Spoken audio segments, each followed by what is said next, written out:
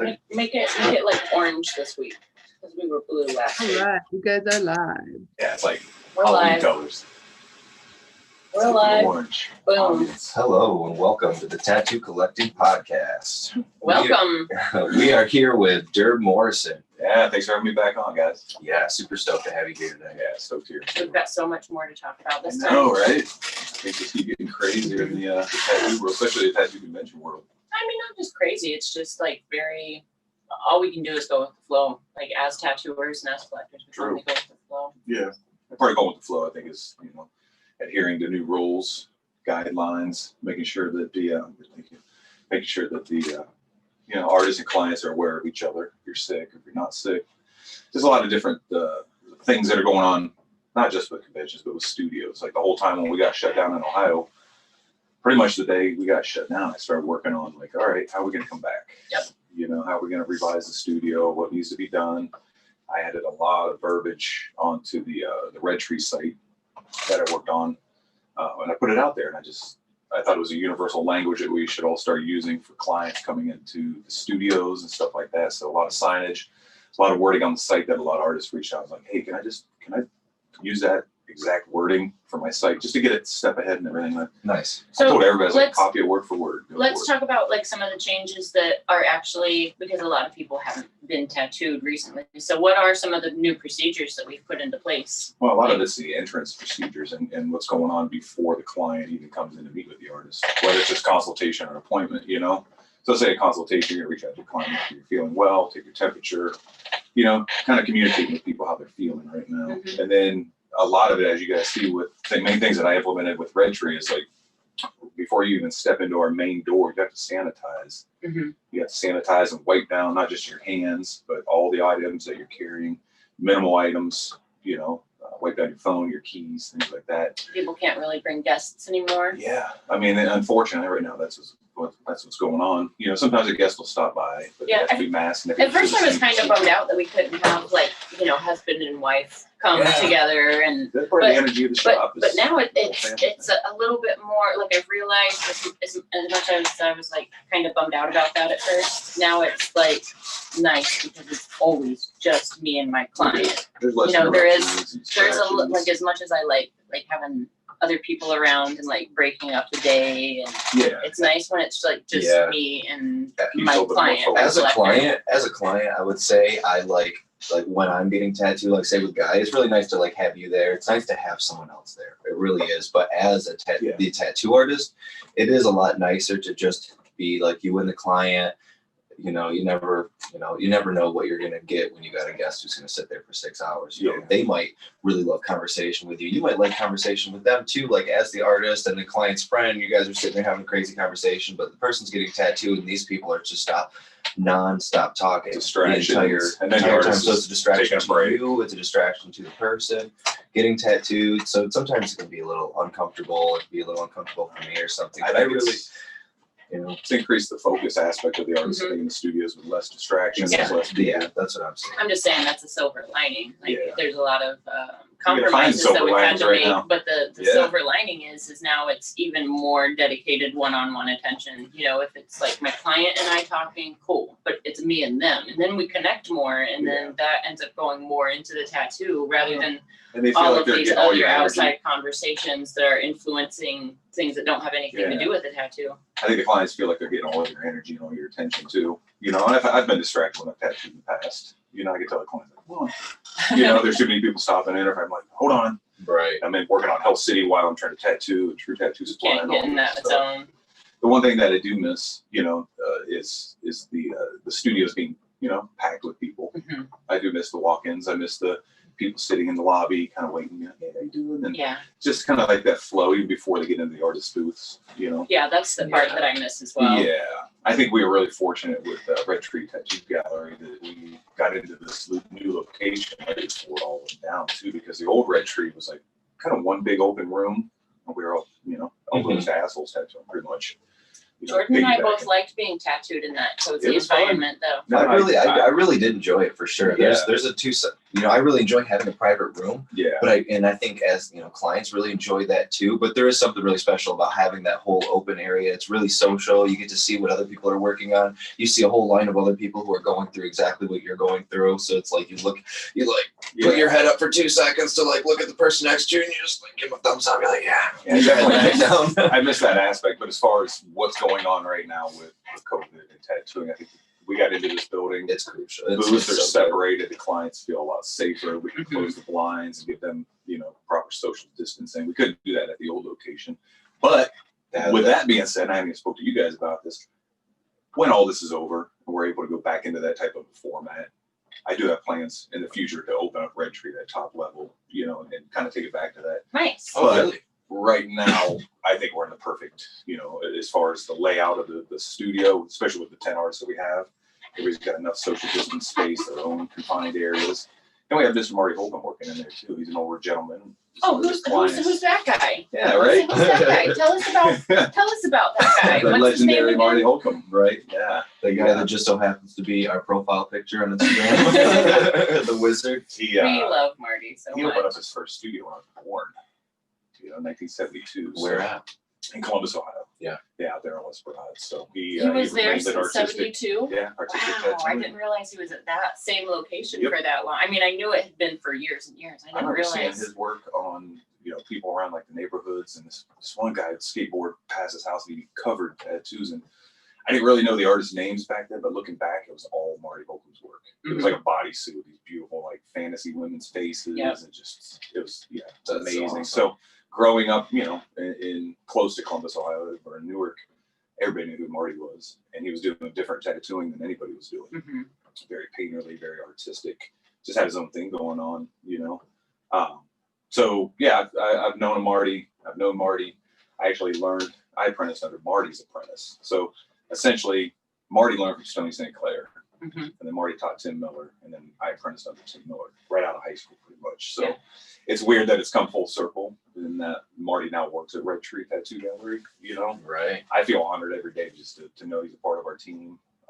How it came about is his landlords that he had for so many years, they ended up passing away. The daughter took, possession of the building that he was renting for so long, and didn't want to continue with the tattoo shop. She had other business ideas for that building. And at that time, I was just like, man, me and Marty were talking about tattooing me at that time too. So we were already in conversation. And I got an email from Marty one day, and he's like, Durb, today's a really dark day in my life. Landlord's not renewing my studio.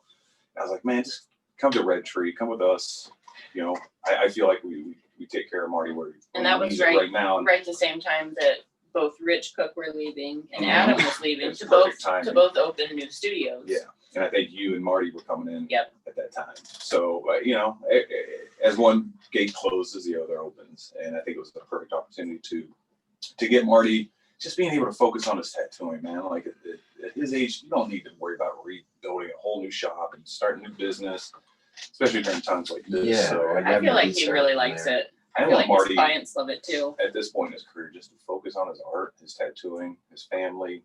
Whenever I talk to Marty, sorry to interrupt you. Yeah, go ahead. I was just saying that whenever I talk to Marty, he just talks about how much he loves it and how much how much more stress free That's what I wanted. And he feels like it's perfect. And he talks about how it came to be. I forgot exactly what the story was, but he's saying how synchronistic it was with everything you were just told me. And then he was saying there's a few other things that he mentioned with it.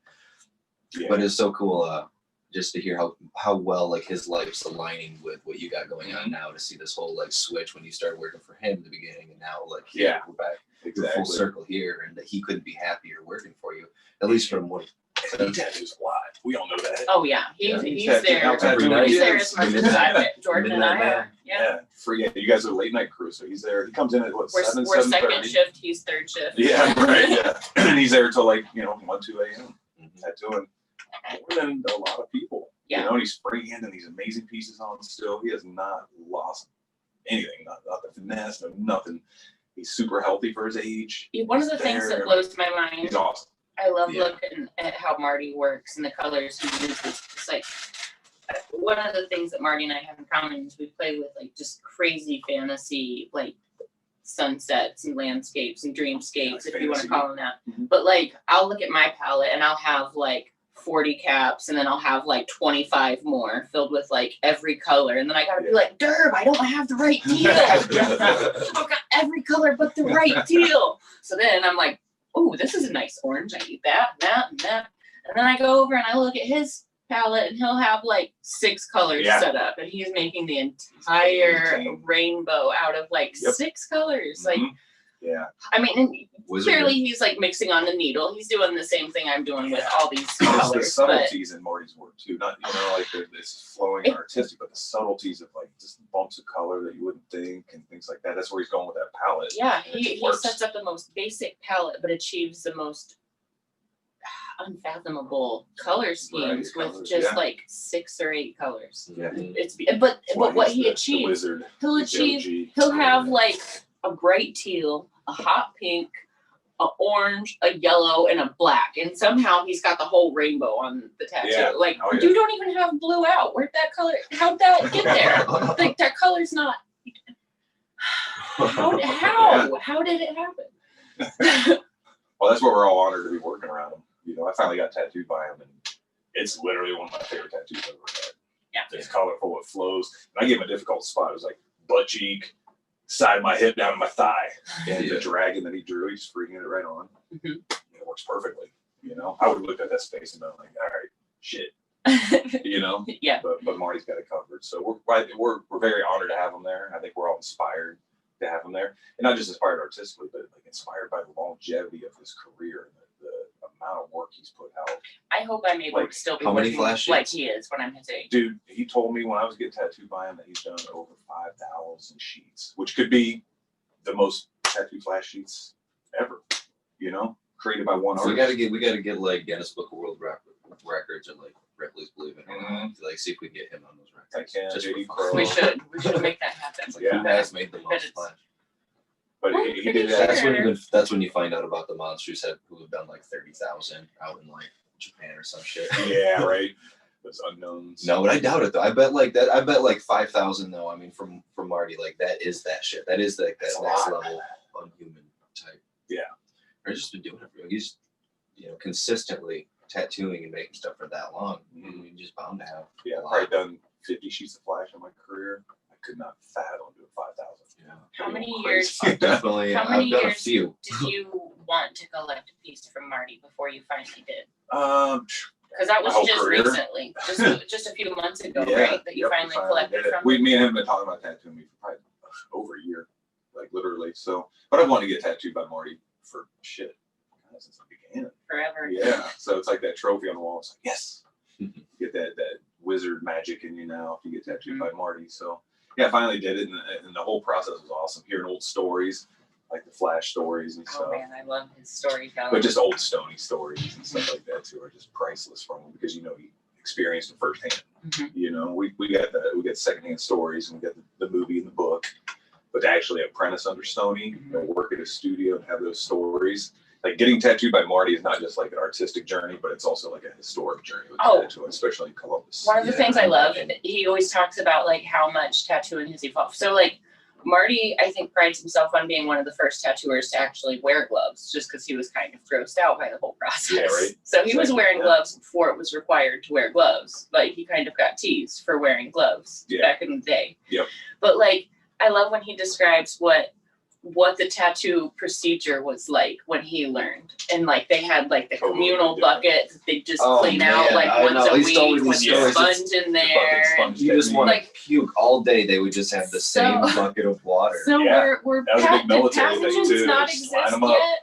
What's that? Did pathogens not There exist weren't as yet? many. There wasn't as much. When was communicable like diseases the back then. AIDS outbreak? Do you remember that? Yeah, it's one thing that, okay, so that's a good point, because when I was getting tattooed by Marty, we were talking about what's going on now with tattooing, and it's an unprecedented time for all of us. Marty had to tattoo through the AIDS epidemic, Because that's what changed everything, really, wasn't that? Yeah, I think about the nature of that too. Like, I mean, that's when tattooers had to start directly- wearing gloves. And it was a Exactly, huge uproar in the community just about wearing gloves, where to us it's like, duh, you wear gloves. That's gross. But that was a virus that was directly in the liquids that the artist deals with. So Marty's like, yeah, that was a crazy ass time. He goes, I had think he said he had 2 clients for a whole year during the AIDS pandemic or epidemic. Yeah. And he goes, I had 2 clients. They're only people that, we and we just got talk so about afraid of it. cancellation season, like it's a thing. Let me tell you something. Can you imagine living through that? And Yeah. like surviving as an artist and people through are that. still fucking going crazy, but AIDS, it's crazy. When I first started Still tattooing, AIDS was still really big. Yeah, I actually almost quit tattooing, believe it or not. I reached out to Tim Miller, the guy that I ended up going to tattoo for and learning more. I was tattooing at home, kind of doing my own little thing, and AIDS was a big thing. You know, and then back then it was like, so-and-so's got AIDS. Everybody's saying everybody had AIDS. You know, and I'm trying to tattoo. I'm trying to like learn to tattoo, and I've never messed with like blood or plasma. You know, like that nature of that art that I was doing. I was already an artist, but I almost quit tattooing. Like the fear of that. Yeah, the fear. You know, that age and uncertainty, and just not knowing how to spread and dealing with blood. I reached out to Tim Miller, you know, the guy that I ended up working for right out of high school, and I was like, hey man, you want to buy my equipment? Because I'm afraid of AIDS. You know, literally, it was like one of those fears with tattooing that was the only like dangerous part of it. You know, so he goes, man, I think he called me. Yeah, so I went there with my equipment. He told me to come up, and he literally told me, he's like, man, don't be afraid of this. And that's when I first started hearing about like universal precautions. You know, he's like, it's really how you handle everything. He's like, and then he kind of gave me this is before I had taken any sterilization classes or bloodborne pathogens or first aids. You know, none of this stuff. So he pretty much sat me down and was like, look, this is how it works, man. It's cross-contamination. You take your fucking gloves off. You touch anything. You don't touch anything but your client. You know? So he just broke down basically aseptic technique for you. Took the fear out of what I was having and being like, yo, like, it's not that scary. Yeah. You shouldn't stop tattooing. It took me a couple of years to get to that point as well. When I first started, like I was even afraid of AIDS and hepatitis to a very high degree. Concern. The people I apprenticed under also, you know, of course, just like tried to make it a huge deal to me, just to try to just like reinforce it, which I'm super thankful for because it did like put the fear in. Yeah. I'm more comfortable now because of universal precautions and, you know, just doing the operation. Right. It just comes second nature now. Like you don't even think about it. Learning. Touching stuff. When you're learning, it's like, you touch something, you're like, I don't know if I was supposed to touch that. Yeah. But I almost quit tattooing a few times because I was working street shops and I was just so afraid of people that were coming in. Like no judgment on those people, just the fact that there was such a high volume of people that it's just like you're exponentially it's a legitimate concern at a high risk of things. And knowing that I'm at a beginning stage of things and poking myself is a lot easier and doing stupid mistakes was a lot easier those first like couple years of tattooing until it became muscle memory that none of those things were going to happen or happen. Exactly. Like poking myself and you know, touching the wrong thing or getting cross-contaminated or something like that. Although those, you know, AIDS is still out there, hepatitis C. Oh, all this, you know, yeah, so you guys still like gotta be hepatitis just is as a scary. scary one. Just as scary. Now we gotta watch out for for COVID, you know, and that's a real thing too, because you can take it back and give it to people easier than your blood, you know. So just yesterday, my appointment canceled. Why did you cancel, Durb? Why did your Cancel. appointment cancel? My appointment yesterday. Thankfully, Durb's appointment. I haven't canceled. seen this. I haven't seen him in months. But yeah, he tested positive for COVID, and I was going to tattoo his throat. So that I could have got any closer to the COVID portal. Oh man, The COVID portal. Dude, COVID juices at you. So yeah, like I mean, but that's the reality. That's the reality, and he just got his test back the day before that.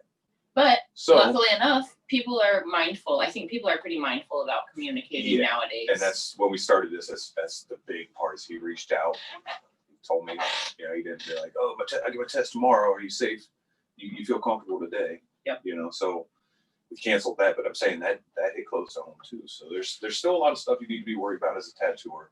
But I think right now with tattooing, the education that we all have, you know, with cross contamination and bloodborne stuff. And COVID, you know, we can all get back. We can all stay to work just fine as long as we're abiding by those, even the new COVID universal precautions. It's like a new level of universal precautions. I really do think where it's not just mucosa, you're worried about breath and air, and which is fucking weird that you share with someone. So as long as you're following those universal precautions, it seems like you still shouldn't have, except for the unknowns of the disease that we don't know of how there maybe are other ways that it's transmitting. Yeah. But for the most part, as long as you do try to cut off every way for that to happen, you know. Yeah. Then you know, you're at quite a bit less risk of being in contact with any other human. There's a small percentage Yeah. You can only get to a certain degree no matter what you're doing, even a hospital. Yeah, definitely. I mean, And honestly, I think tattooing is going to be one of the safest places to go because of the universal precautions. And I go to like dentists or doctors, I'd see so much shit they're touching. Oh man, Things they're doing wrong. Yes. I'm like, yo, I want to tell you how to do your job, but I feel like a hospital's worse. Yeah. To be honest. So it's just one of those things, you got to try to keep yourself as healthy as possible. Vitamins, sleep, little things like that can help your body definitely. But also be smart. Don't go to big gatherings and stuff like that, which is kind of where we're at with conventions nowadays. I've been working really hard. Yeah. Not just opening the studio back up. So hold on. Yeah. Just in case somebody doesn't know who you are, we didn't even really have an intro. We just kind of got talking about tattoos and COVID and new precautions. Right. We talked about Red Tree and Marty, but we talk about those things all the time. So for those of you that don't know Durb, this is the one and only Durb Morrison. He is our captain at Red Tree. But also he runs what's that little show that you a little tiny run convention called what's the Hell City Tattoo Festival. That's we started show back too. in 2002. 2002, 18 years. It's one of the longest running I tattoo was conventions 16 in America. years old. Jesus. Yeah. 16? 16. Yeah, I was 16. 20. Yeah, I was like fucking 6. Yeah. No, I was. It's been 18 years. I was We've done 2. 26 shows. 18 years? No, I was 18 years. I was 10. Awesome, man. Between Ohio and Phoenix. That's an accomplishment. You were 10. See, that's what's going on nowadays. I'm still a little bit young, but the kids getting into tattooing nowadays, they've either seen me in the magazines, they've come to my conventions. I didn't know you. You were just coming to my convention. Yeah. You were probably coming to my convention before we ever met. Yeah. So the things come full circle. But with the convention going on since 2002, a lot of people have grown up with it. All the artists nowadays have grown up. I mean, we've had people meet there. We've had marriages go, weddings go down. People don't see this stuff, but Sunday mornings we've had weddings go down on the main stage. It's been a crazy, awesome experience putting on the show and seeing how it's affected everybody over the years. Yeah, I would say I can't really speak for Columbus, but Columbus has such a deep tattoo history. I mean, outside of the COVID thing, like Hell City is I feel like it's got to be such a deep part of the tattoo, culture here in Columbus, and so many. I feel like you probably have so many of the collectors here. There's so many collectors and so many big collectors and people that are educated about tattoos. I think because of Hell City, I think so. Like that addition to the tattoo community has just been massive. Yeah, I think it woke a lot of people up when they come to that show. It's not just your typical. I've never met a tattoo artist that didn't know what Hell City was, and if they didn't, it was only because they just they were young. Yeah. They're before I knew you personally, they never went to a convention before. Before I knew you personally, I would always tell people they had to go to Hell City because it was the show that taught you that tattoos were a fine art. Mm-hmm. And this was before I knew you personally. So now that I know you and see how much that really is your motivation. That's been my big inspiration with it. Yep. I feel like that's probably it's probably one of the gatherings that has helped passionate artists come together. A lot of a lot of other conventions just have a little bit different of a vibe. Where Hell City, you've always got the fine art gallery, you've always got the paint jams at the bar afterwards. It's really of course, tattooing is what we're all passionate about, but that all comes from something that is inside of us first. Yeah, definitely. And I think Hell City is the family reunion of all of those artists. Yeah, it does have a big family vibe. One of the things with Hell City's, I wanted to show, the best tattooers, in the industry. And it's been a rotating cycle over the years. There's always new artists coming in, coming out. Some people don't even do conventions anymore, but thing towards the public with Hell City is I wanted to show tattooing as a fine art, that we're not criminals and convicts. We're creative, young and older people that are, just we enjoy tattooing. That's the art form that we all fell into. It's what we like, but shedding a positive light. We're not just tattooers nowadays. Mm-hmm. We're painters, we're sculptors, we're fine artists, we're digital artists, we're a little bit of everything nowadays, and that's what I've always benefits the tattooing. And I've tried to showcase that, and that's I've worked with a lot of really good artists like Delegation, Interstate and all that, scratchboard projects. And he's just done a lot of amazing stuff. Chris Dingwall bringing the wet paint project over the years. Yeah. Yeah, oh yeah. And so it's just, us being able to show tattooing in a positive light and show the public, like, hey, come in. It's a bunch of friendly, tattooed people, and the events and stuff like that. So I think changing the perception of the public by when they step into Hell City was a really good feeling. Knowing that they go out of there and like, that's a great community. Those are positive people creating art. They're all tattooed up. They look a little different, but the energy's always just so, like, it's called Hell City, so it's like kind of the opposite though. It's kind of the opposite because everybody's just the family vibe's the perfect way to describe it because everybody's always so happy to see one another and people are traveling. It's not just like artists from the United States. Artists from all over the world come to your shows. Definitely. And I look at So things it's really cool to see the camaraderie of the community on a global level, and you can see that and at it your takes shows. everybody It's really too. cool. It's the collection. It's not just one person. It's the collection of artists at Hell City that make that environment.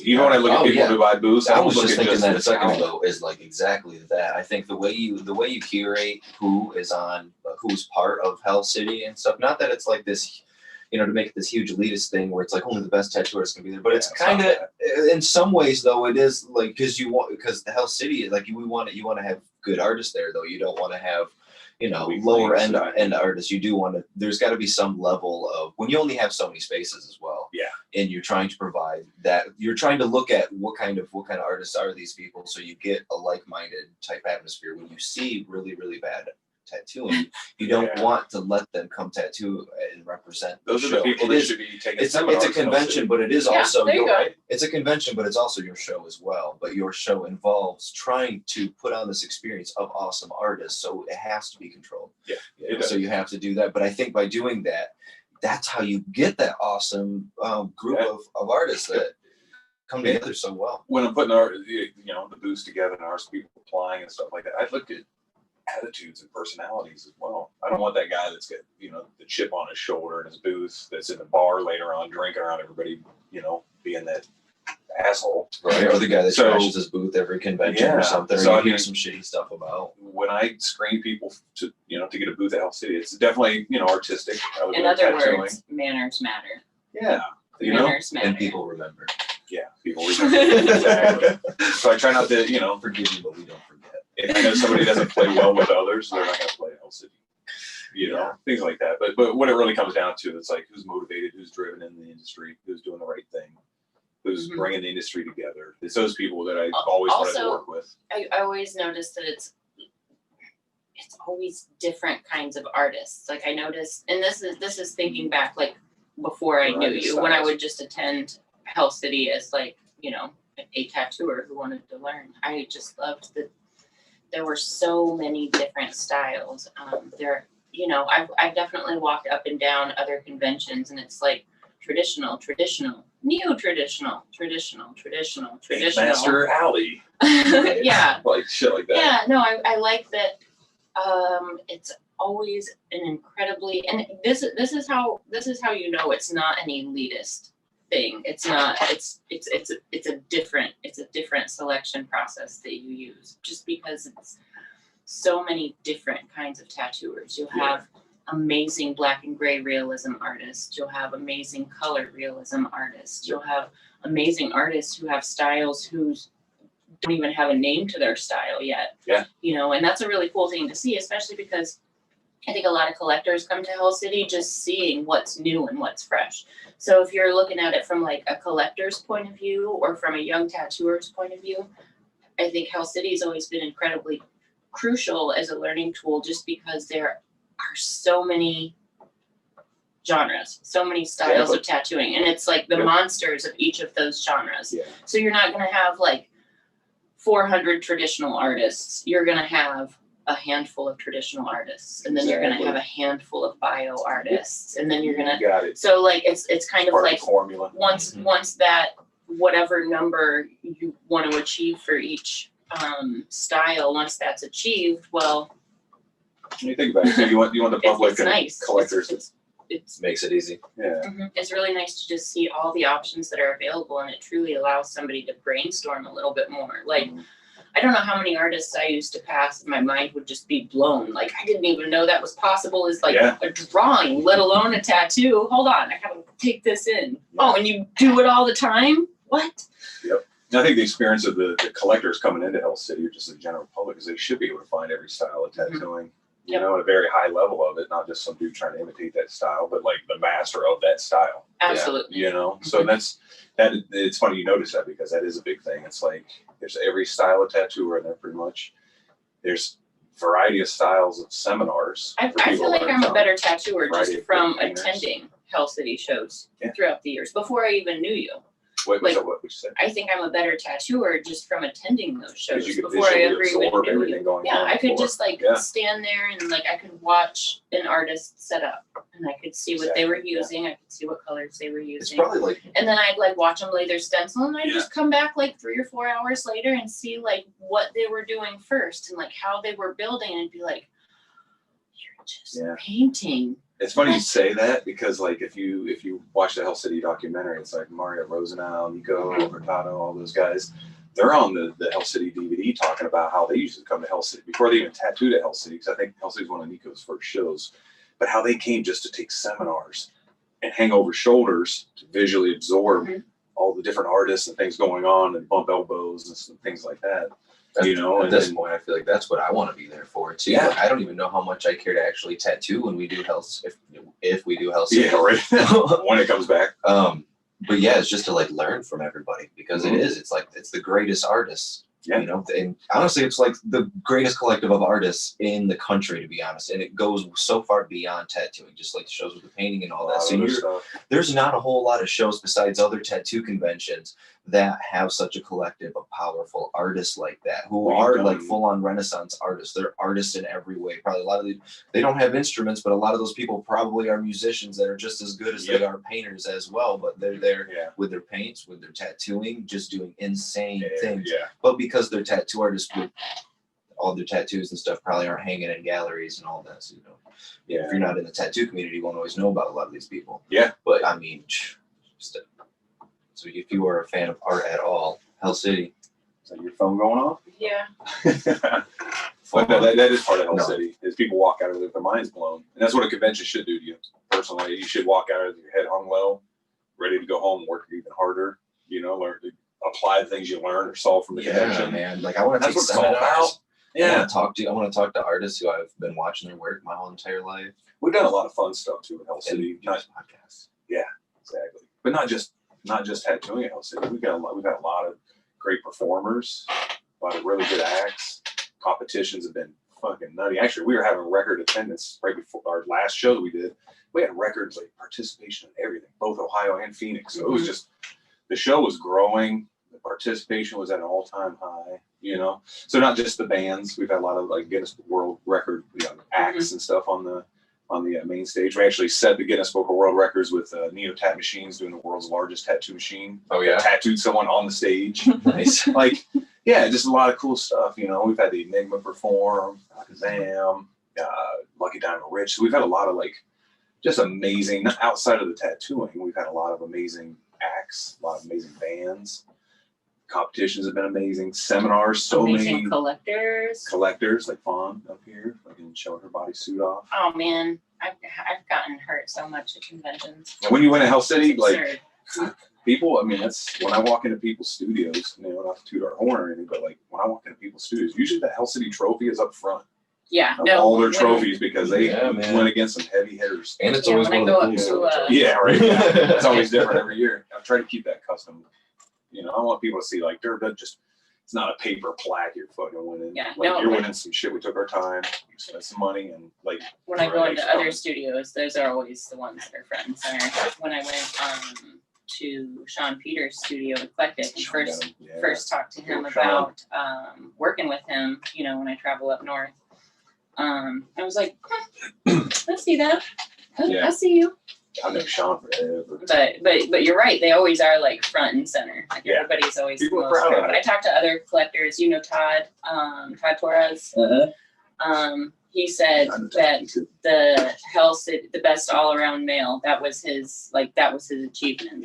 That's the goal that he had. He wanted to win best all around male at Hell City, and he wins at every show he goes to. He's collected from Megan Jean Morris. He's collected from he's got a really big collection. His collection is It's crazy some of the things that man has. Yeah. Jaded Moon. Yep. We did the guest Oh, spot yeah. at the shop Yeah, recently. she's She's done a couple pieces on him. Now I remember seeing it. I seen those pieces on him. Yeah, I did. I forgot that. I didn't know that was her. Oh man, That's really funny. But for Todd, and like he's one of those guys that I've always kind of like looked up to as a collector too. So for him to say like how like in such high regards like that he holds Hell City is pretty cool. And like that trophy was his goal. Like all the $100,000+ that he's put into his tattoos so far, like that was his goal. Yeah.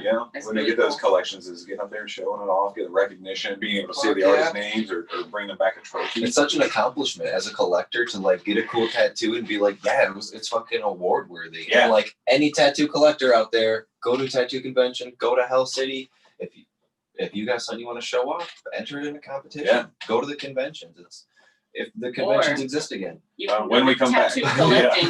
You can go to tattoocollecting.com and share your work there too. We've got a forum that we built recently. That's So- awesome. Tattoocollecting.com. Tattoocollecting.com, and you can share like since I mean there are a few online tattoo competitions and stuff going on, but a lot of people aren't necessarily hip to those, or maybe they don't necessarily want their stuff to be judged. But if you want to just show your stuff off, drop it on the forum and share the stories behind it.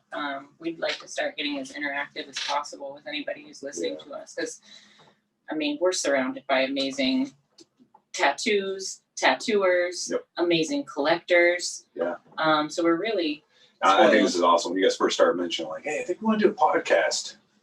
And then the direction you guys said, I'm like, that's different.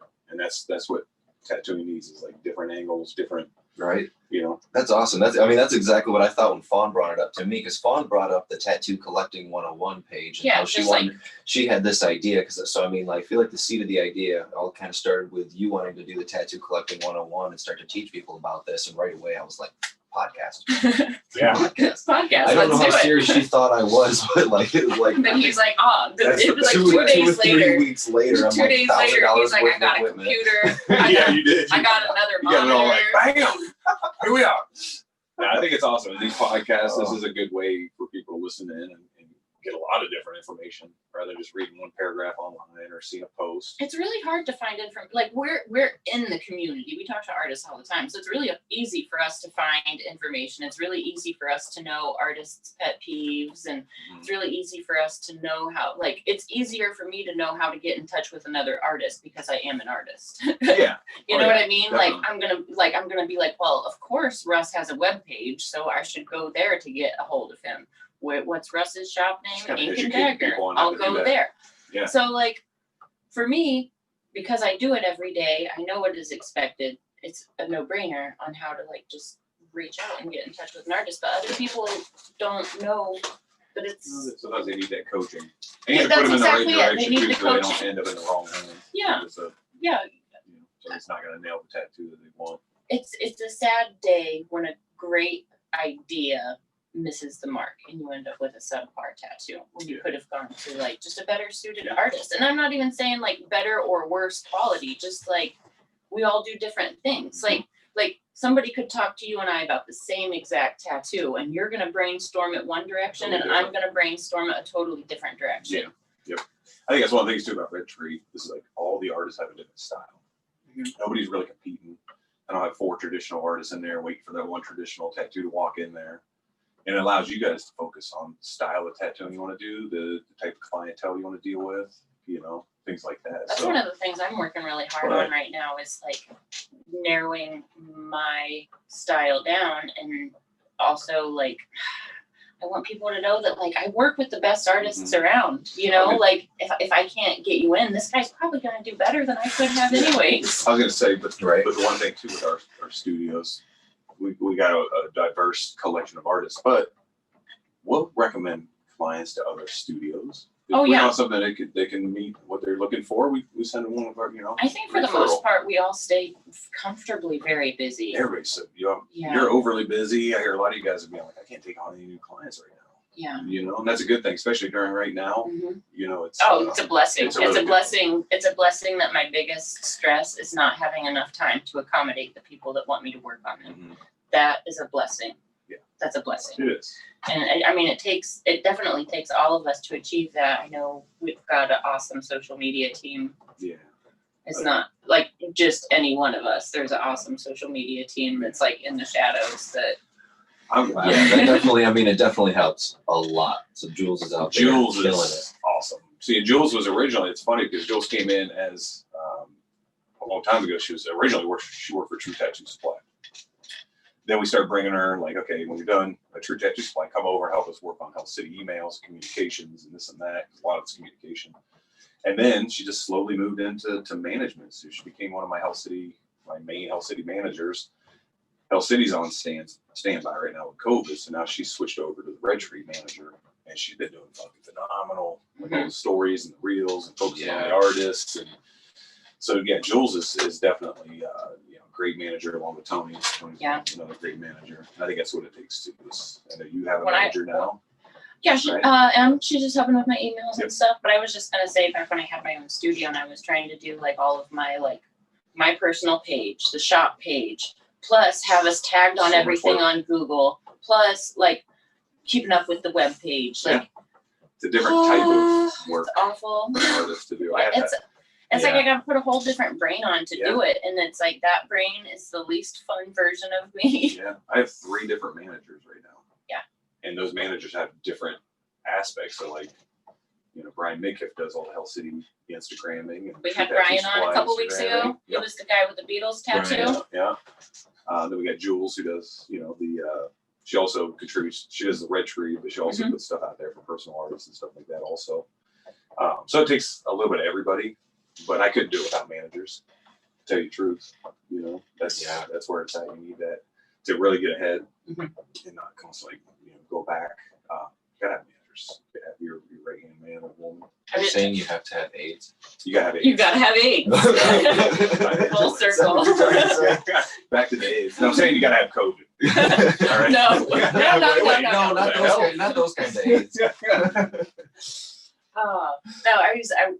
So just yesterday I had a meeting with them so we could like go through some of the emails that she had questions about and things like that.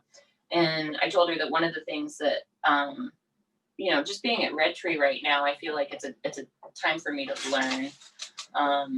And one of the things that I'm really trying to like follow your example is the way that you delegate things. Like you just find the right person and then you trust that person. And like you have such an ability to like you're very detail oriented. Like, I don't want to say you're a control freak, but you're very detail oriented and you know that people notice everything.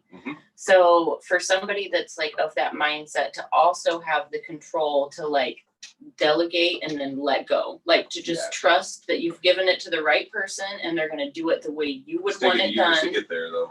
I see that.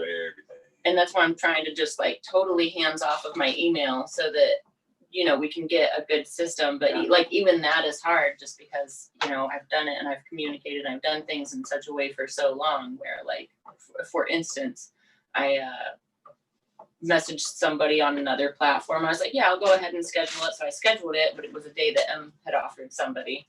So she had to then message that person back and be like, I guess it's not available. So I was like, I just should have just sent them to the email and stuck to the system and like, I let her do it. Let her do it.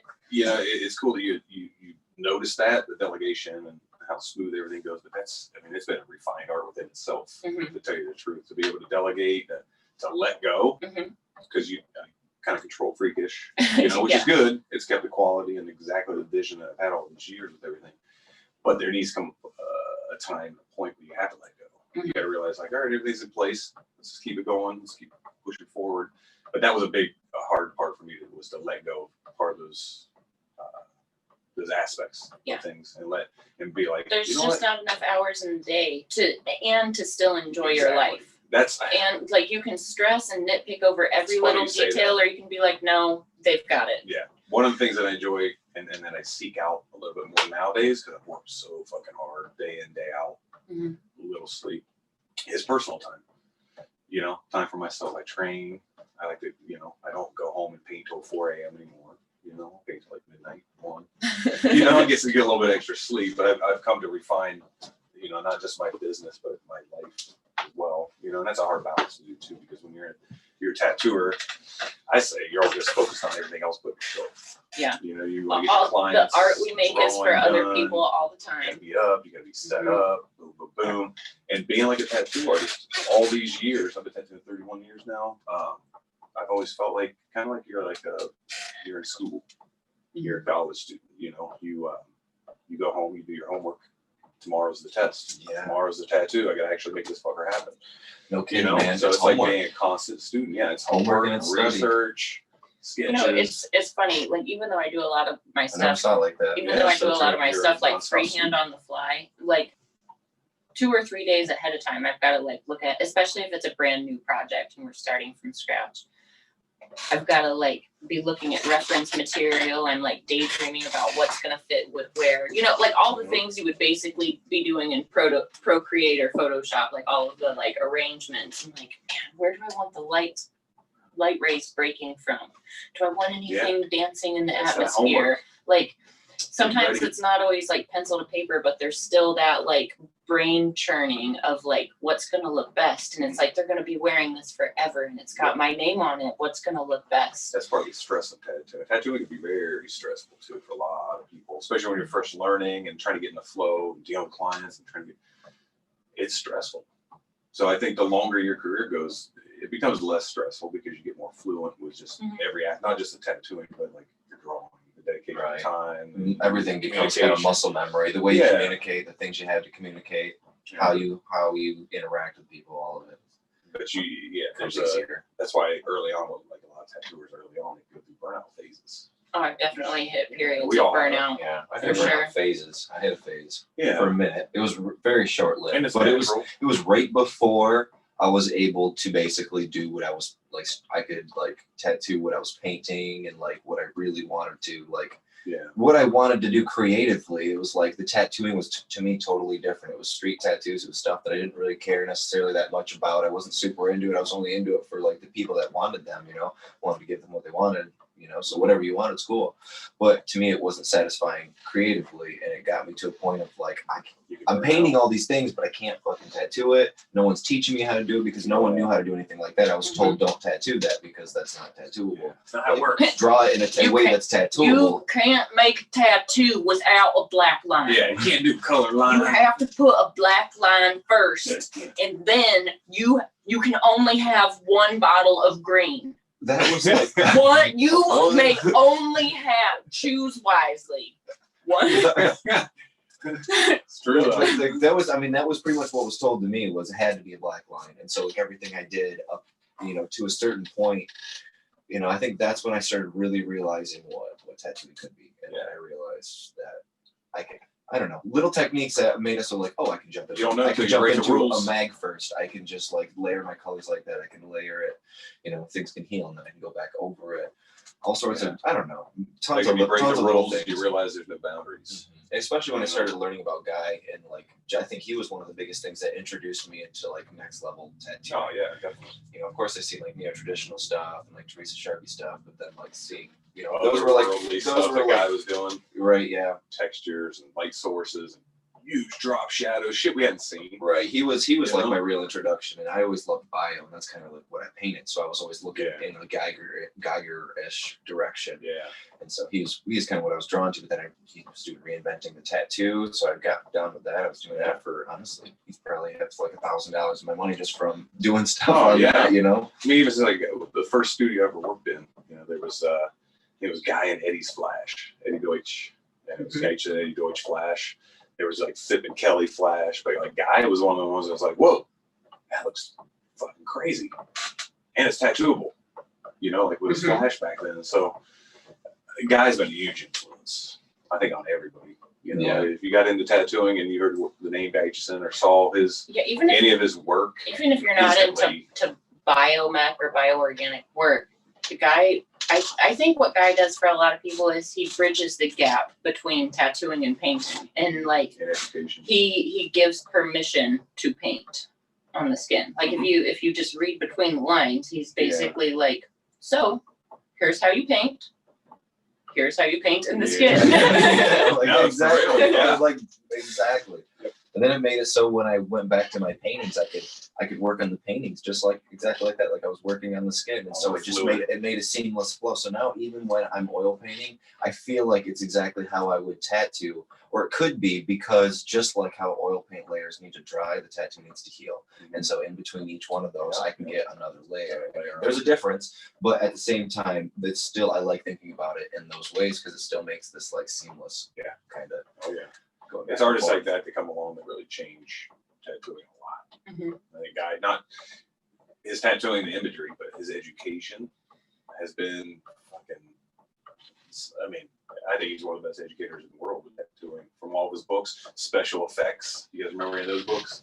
Special effects for tattooers, and they're all like soft bound. I'm sure Guy, you remember these.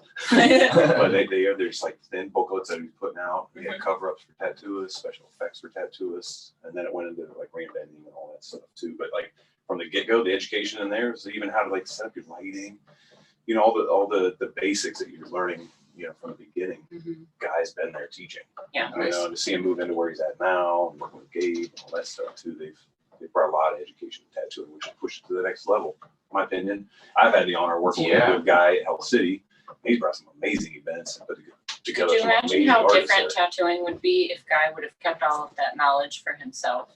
Yeah. There wouldn't be as many. I don't think there would be as many bio artists out there killing it right now, to be honest. I don't want to say he just only affected the bio community, but I think there are some people that grabbed a hold of what he was teaching and just took it to a next level. And Yeah. I focus on bio because I love bio and I love geometry stuff. You know, I focus on what I like. Definitely. But I definitely see so many people who also, you know, follow, you know, his footsteps in some ways. They either did reinventing the tattoo or they're following. I see their progress on things on reinventing the tattoo, and I just see them becoming just so good, like starting from one place and just ending up right now. Oh yeah. And Thanks, Guy. Just being good. Yeah. It's Thanks, Guy. We love you. All Thanks, Guy. you guys are all killing it out there. Usually we talk about Alan France, but today we're talking about Guy. It's Guy, Here's Guy my- and Marty. This is like an accidental reinventing plug too, because we would have been talking about this anyway. Yeah, here's my opinion of Guy. At the end of the day, whenever we've all passed or whatever, Guy is going to be taught about in a lot of the art colleges and schools. Oh, absolutely. And they're going to look back on all the body of work that he's done and the different imagery that the guy's brought to the industry and to the art world. He's a living master, in my opinion. You know, I'm not shooting a horn guy, but in my opinion, like there's certain artists that are alive right now that are going to be taught in schools and talked about as one of the living masters right now. Where tattooing is in its renaissance, guy's a leader. In my opinion. Absolutely. I agree. Yeah. I mean, we've all collected from Guy. I completely agree with that. Yeah. 100%. I try to pay attention to who's out there, and of course, there's people out there doing different styles and doing all sorts of different things that are really, really amazing. But in terms of what they've given to the tattoo community and where they're at with their own art and how they keep pushing their own boundaries, like. And how they treat other people. Mhm. Yeah, he's just a nice guy. Him and Michelle are just genuine people. And the way they treat you is like your family. It's very intimidating when you first go to get tattooed by a guy. Yeah. Just talent can be intimidating. Yeah, when Fawn first, I remember like before I wouldn't even got tattooed if it wasn't for Fawn inviting me to go when she got her armpits done. And she's just like, hey, you Was that want the to come? first time you met him? Yeah, she's just like, Oh, oh, hey, shit. you want to come to get before? Well, I met him one other time when I first met Fawn at Rob's Euro Tattoo when we did the guy seminar, Mhm. the reinventing seminar. And so that was the first time I met him. And then, when she did her armpits and she just kind of casually asked me, and I was just like, oh, yeah, cool. But in the inside, I was just like, oh my God.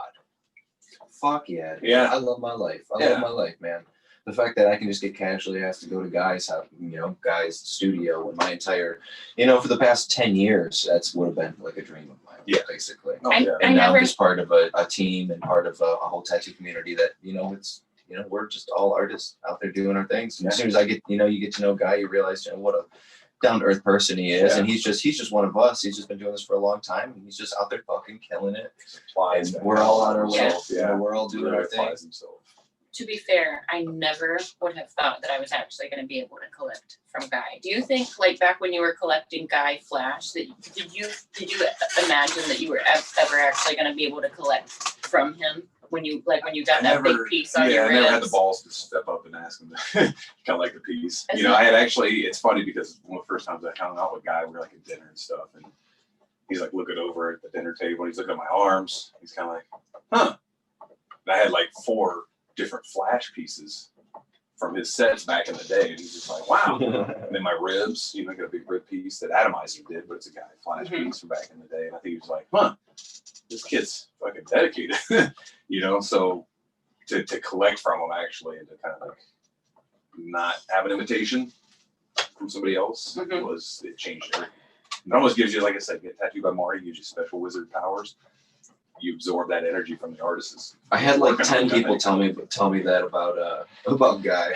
Yeah. You messaged me too while I was getting tattooed by Guy. You were like, you know, you have magical powers now, right? Yeah.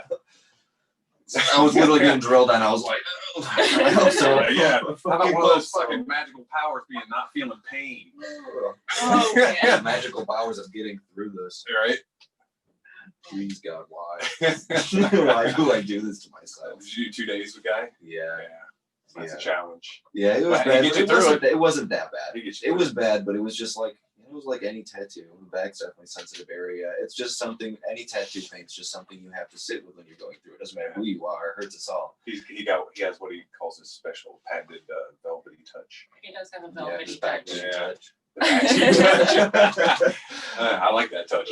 He does got a velvety. Dude, I'll show up my own fucking bottle back nowadays, and when like the artist is like dipping, I'm like, and he's very rarely covering big swaths when he was wiping my back. I mean, I guess for the most part he was covering stencils, so I can see why he was being very careful, I guess. But you know, it was constant just little wipes as opposed to just like a compassionate tattooer. Right? I was like, oh, these little teeny wipes in little areas. Oh yeah. When I'm wiping my client, I can just like get all that fucking shit off. I think it's a big thing too when somebody's been, because guys heavily tattooed like myself. Yeah, he still gets tattooed regularly. Or when you've been tattooed in a lot of those areas, you're working on your clients. You do have a little bit of. I work differently on areas now that I know how much they suck. Exactly. So there's a such thing as tattoo karma. Same. Yeah. Oh yeah. Same. Every time you get a new area body part covered, it's like you get a new empathy for that area. Yeah. Especially if it's like something you've had to go over multiple times, do multiple sessions on. Yeah. Well, then you can coach your clients too. Like, all right, I know this. It's gonna hurt right here. I know it's gonna hurt here. So, but I think it's a good thing. I think tattoo art. I mean, I've met tattooers that didn't have any tattoos, and you're like, what? I mean, so like badass. How do you even know what your names, clients are going through? Yeah, I got some flack early on for the first few years, but like I had both of my ribs done like right off the rib, so it was like, all right, I bit off some big chunks. Yeah. Like I thought they were big at the time, but like when I committed to big stuff, I was ready to commit. But that's rare. Most people do not walk up not heavily tattooed and say, I want a leg sleeve. Like I get why Adam turned me down a couple of times before he was like, maybe she's actually serious. Maybe she's serious. Yeah. make her earn it. Yeah, he definitely. I mean, it was just like, maybe one day. Like, refine your ideas. Yeah, he definitely, politely turned me down a couple of times before we actually had our consultation. See, and Adam's a very conscious tattooer like that too, with clients. So I can see him doing that. Be like, refine your ideas. Oh, it didn't hurt my feelings or anything. It was just like, okay, we'll talk about this again. Yeah. Oh yeah. Definitely. But when we actually like had our consultation and we like started like talking ideas and it's one of those like start throwing out there things that I like and I start like pulling up pictures of like macro photography and like diatoms and like all these weird things that are so close up you can't tell what they are, and he's like, oh, you're a science nerd. This is when you're getting like, the whole done? Yeah. Oh yeah. Yeah. Which is amazing. Yep. But man, I don't even know where I was going with that. Just amazing artists. Yeah, it's just it's magic to get tattooed by the people that we look up to so much. Like I don't want to say it was easy to get tattooed by Adam. It definitely took a little bit of like I had to refine my idea and I had to make sure we were on the same page. And then like that just led into like him introducing me to Ty, and Ty worked on my chest. And then once you start working on a few people that all know each other, then it's like then when Guy happened to have a cancellation that he posted about, and it was Phil Robertson. He was not well, but he was well shortly after. Yeah. So anyways, I slid in on Phil's spot. I didn't know this till after the fact, but I slid in on Phil's spot. I actually just happened to have a few extra $1,000 sitting around. So yeah, I can get tattooed day after tomorrow. Yeah, but I messaged Guy and I was like, hey, I've been tattooed by this person and this person. And he messages back with, I'm familiar with your collection. I was like, oh, nice. Guy knows who I am. But like even to just get the email back is like, what? I got his time and attention. Yeah. Even before I knew he was going to take it on. Like, I'm going to say I didn't even know for sure until we were like back at hyperspace after breakfast. I didn't know for sure that we were jumping in, really? You know, just because I was sliding in on a cancellation and like armpits are funny areas. And I still got to get my armpits done. Yeah. That's how you've got a lot smaller of a space in your armpit. I don't have than too me, much though. room up there. I was thinking about having a guy extend. I was just going to ask, were you going to have Guy come up or I would like Russ? I'm running out of room. That's the problem. We could have Russ do another weird thing. Or do I just collect another bio artist in there? I literally have like my armpits, my left foot, my stomach, and then little hodgepodge on my left leg. Do you have any ideas for your stomach yet? I want to do some kind of mask. Yeah, I don't know if it's gonna be like a Japanese mask or just something gnarly. You know, not sure yet. My tummy's all that's left on my torso. Yeah, people are like, why did you do your stomach yet? I'm like, I'm trying to keep my 2 abs. You could just do like little indents, like tattoo the creases darker. Just shade it like, yeah, was that movie 300 where they like airbrush all the dudes' abs? Oh my god, right? Yeah. Oh, that is do that with tattoo. I'll end up on Snake Pit. No fun. Have you ever had any? Instagram. Has anyone ever had any? Can you guys ask to tattoo some weird shit like that?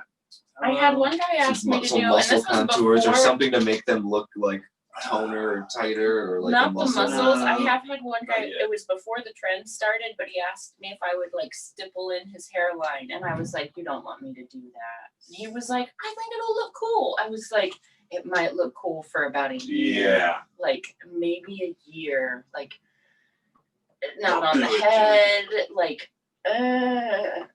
That's the only weird thing. Yeah. I don't know. I know people are doing that, like hair stippling. Yeah. How do you feel about that? Do you feel like that's as bad of an idea as I do, or am I wrong? I mean, that's like more of a cosmetic. To me, it's more of a cosmetic type of tattooing. But do you think it can be done in such a way that it would actually look natural for more than a few months? If it's applied right, yeah. I think it could look, Like you know, with the but way the person's heals going to need to out and keep the ink shaving. spreads and Yeah, that would be the thing. Is that's over the thing I'm probably like concerned 10 about. to 15 years from then. I don't think it would even take that long. Have you Plus seen the my head sun tattoos? on the top of the head. You know, if you don't have hair, I'm careful about the sun in my. so it could fade out in certain areas a lot later. I think it could give that person a visual. You know, anything that's darker like that's gonna kind Yeah. of give you something, you know, any sort of like even if your skin Makes was me dyed nervous. from there, but if it's It'd be like I gray and wouldn't- shiny. Yeah, I wouldn't I've got- personally want it. I don't know. and I guess personal weird views of facial tattoos. Mm-hmm. Yeah, you don't have. Do you have anything on your head? I got the back of my head. You got the back but of I'm your talking head? about like your communication, like Scuba Steve area, where Mm-hmm. you're like talking to people. You know, nothing against it. I have plenty of friends. Yeah, I feel like that have if I faces do my tattooed. neck, I won't do this area. Like I want to keep that Yeah, I kept open. that a little when Baxter tattooed my throat. I was like, I wanted that center. Can you keep that? kind of Can you flowing keep up. my face? But I think when you're putting shit, especially if you're not, I mean, if you're heavily tattooed and you're running out of fucking room, yeah, you know, start doing the face. But if you got like one arm piece, you know, like you're not heavily tattooed, and all of a sudden you start writing fucking like. I'm gonna be honest. If you're under 40 and you do that, like it just seems like you're eventually. I mean, I'm a tattoo artist. You're all tattoo artists. Why don't you guys feel like if you're young, eventually whatever you get on your face, you're going to feel because some that's sort of what- way about it eventually? Because you look in the mirror every single day, and the first thing You see is can't that. label me. Only I can label myself. I don't know. I'm definitely not judging people that To have each his face- own. definitely to each their own, because I definitely contemplate certain face tattoos or something, but I'm like, man, my ideas change so much. And of course, with other tattoos, I solidify when I get my tattoo, and I have no regrets in any tattoos I have, and anything that I want covered up, and I don't know. I don't regret too much, but I just think that the face is like your communication. that's what I'm saying is that aspect or like area. it's so dependent on like. I mean, when you talk to someone, first off, first impressions, but also when you're communicating with someone, that's such a direct. You said communications, and it's so much of how someone reacts to you. Yeah, and not to sound bad, but like people do react to you differently when your whole face is tattooed, you know, and it doesn't fucking You have to matter. 100% expect it. When I got my throat tattooed, here's the big thing I noticed is I used to have like, you know, pit bull here and the word suffer. I got all that lasered off and then I went boom and I'm tattooed up to my face. But I noticed after I got my throat done, the lack of eye communication with people. At first, I don't know if it was just me in my own mind or not, but I think I was like so like tattooed up to my fucking face that people like would look away easier or wouldn't really keep. To be fair, when you got your throat done, not that many people were getting like full throat sleeves. Yeah, that was early. How many years ago did Nick do that? I think Nick did it over 10 years ago. So it's a fairly conservative state as well. But we didn't see throat sleeves like that as often. Even when I came home and looked at myself in the mirror, I was like, whoa, you're fucking there, bro. Yeah. Like you did it. Like you're up to your fucking face, you know, and I love it. Don't get me wrong, my tattoo. I fucking love it. It is dope. Is that the first one? Is that the first time you ever had that like, oh wow, this is real? I think so because it changed, and that's what I was saying about facial tattoos. It changed the way I looked at myself in the mirror because the tattoos weren't on my arms down there. They were like fucking inches down from where I'm looking at myself. You know? So I think people need to highly consider that. Like I'm heavily tattooed. I'm tattooed down my fucking fingers. Guy tattooed me in between my toes. You know, at that point I go, okay, that's a continuation of the bodysuit. You know, would I tattoo my face without the throat done? Probably not. You know? Yeah, fair. So what I'm saying is in my opinion, like to each his own. Facial tattoos are fine, but for me, I would have to be so heavily covered, like I am now, to even justify having one up there. What if you did this? What if you got Vanilla Ice's face on your face? I thought about that. That was the only one I thought about. That guy's lucky that he looks like me. It wouldn't take much. It wouldn't take much. It'd be like two little flesh tones, like right here. Oh, right? Rob. But you know, every artist has. Yeah, Rob Van Winkle. Yeah, that's his real name. But every artist has their own view on I thought his first name was Vanilla. People, I've been with Durb before, and people will be like, "Hey, Rob," and Durb will be like, "What?" You don't even know. Oh, like they really think it's you. Like it's really like honestly think I'm fucking Vanilla Ice. A couple years ago in Detroit, Carl introduced me as, and I know every convention we've been to so far that I've been with people knew who just like, yeah, it's fucking Durb, you know, whatever. But he introduced me as Vanilla Ice in Detroit, and literally all I did was word just got kind of out the Vanilla Ice raise was my arms. at the Renaissance Center, and yeah, they're like, "Nah, he's in Vegas." Dude, that's this is so shit. Who was I hanging out with? I was there that year, so it was me. Who the fuck was hanging out? Some other artist. We were just. It was Timmy B. And dude, when me and Timmy B are hanging out, this guy comes up and he's like, "Yo, dude, Rob, I still got that. I had that suit, that blue suit you wore in the Ninja Turtles movie." And I was like, at that point, I was like, "This guy's for real." I was like, "What? You don't still have it?" I was like, "I still got all my." You know, I started like talking. I was like, "I still got my suits from all my movies, man." Like, and later, that guy came up to me and he's like, "Hey, my girl's too nervous to come over here and introduce herself to you. She's a big fan." So I'm at the bar with Durb later on that night. So he just finishes telling this story about this guy comes up to me and Timmy B. And it's me, Durb, Brian Midkiff was there. I think Rusty was there, but there were like 5 or 6. I think Nick Herdman might have been there too. I can't remember for sure. But there were like 5 or 6 of us just like standing there chilling. And he comes up and he wasn't like rude, but he was like clearly interrupting. He's like, hey man, my girl's over here. And like, I got a couple of buddies. They'd really like to meet you. And we're at a tattoo convention. So like, we think that it's like a tattooer that wants to introduce Durb to his homies. Like, hey, this is Durb that I've been telling you about. No, Durb goes over there. He's introducing Vanilla Ice to his girlfriend and homies. And I'm getting photos with motherfuckers like I'm Vanilla Ice and shit. No. And in my head, I'm just like, I can't wait till they go home to show their friends that they met Vanilla Ice. And they'll be like, wait, day, Vanilla Ice is not tattooed up to his face. He's tattooed, but he's not. You know, he doesn't look as good as me. So I'm waiting for this guy to go back to his shop and be like, look guys, I met Vanilla Ice. And them to be like, nah, homie, that's Durb. Yeah, you met fucking Durb Morrison. But even in Vegas, dude, when I'm out in Vegas and shit, dude, I've had taxis open up the doors and be like, and frantically look for somebody to take a photo with me. like that. And you know what? I mean, some of these times I just play it off. I'm like, yeah, what's up? I never say I'm not Vanilla Ice. Like, Vanilla. I'm like, what's up? I don't ever say I'm not Vanilla Ice. Right. So I get photos with people and shit, you know. I just find humor in it. Makes it so much funnier when I hear Carl now when he. Oh, yeah. Even like at the past couple we've been to, like Philadelphia, he was introducing you as He'll Vanilla play Ice. Ice Ice Baby and shit. But to even have that whole backstory to it even more. Just Yeah. This so guy, much more he depth. had like a fedora on, and he was all like, Oh, he's all he had he was fanboying hard, and it wasn't until Durb came back that we all just lose it, because we all realize he still thinks he's talking to Vanilla Ice. Like, we thought it was a they joke. know that I'm not. And then you're like, holy fuck, these people don't. I But wonder he if already any- I wonder if posed like anyone, 3 kinda times caught for on. photos. Yeah. Everyone was super into it. No one Yeah, even suspected. hilarious. He probably went back home and was like, because he took pictures with you like 3 different times throughout the weekend. So he probably went back home and was like, I was hanging out You know, with these Vanilla people Ice. I put them up on their social I went media. to Detroit. Oh, Shit, man. Life's fucking funny. People are funny, and you know what? Conventions are some of the best times like that. Yeah. You know, you meet Just some 'cause fucking characters. You never know who you're gonna meet. Exactly. So, miss the old conventions. But yeah, that was in Detroit 2 years ago, I think. Yeah, 2 Right or around 3. there. Yeah. Yeah.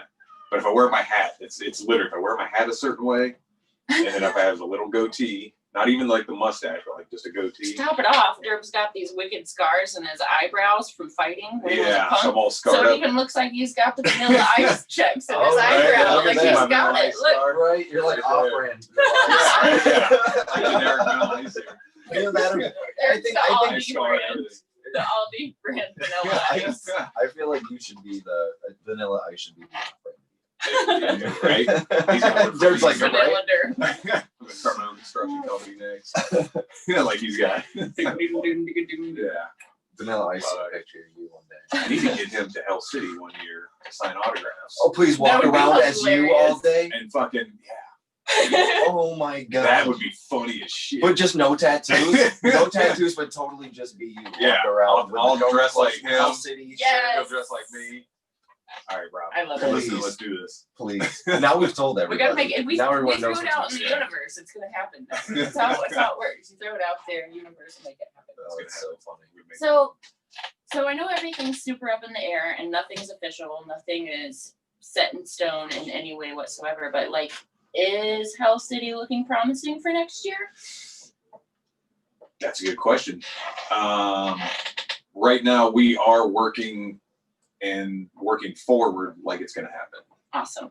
with hopes that when January, February hit, that things have eased up. What are I some mean- of the changes that are going to have to be implemented if it's a possibility to do Hell City? Well, right now, even when I come back with Hell City, I'm working directly with the Board of Health Mhm. to design the layout of the show floor, the entrance. I want, if Hell City's going to come back, I want it to be a Board of Health approved and designed tattoo convention. You know, also with my knowledge in mind, Mhm. how we've done things.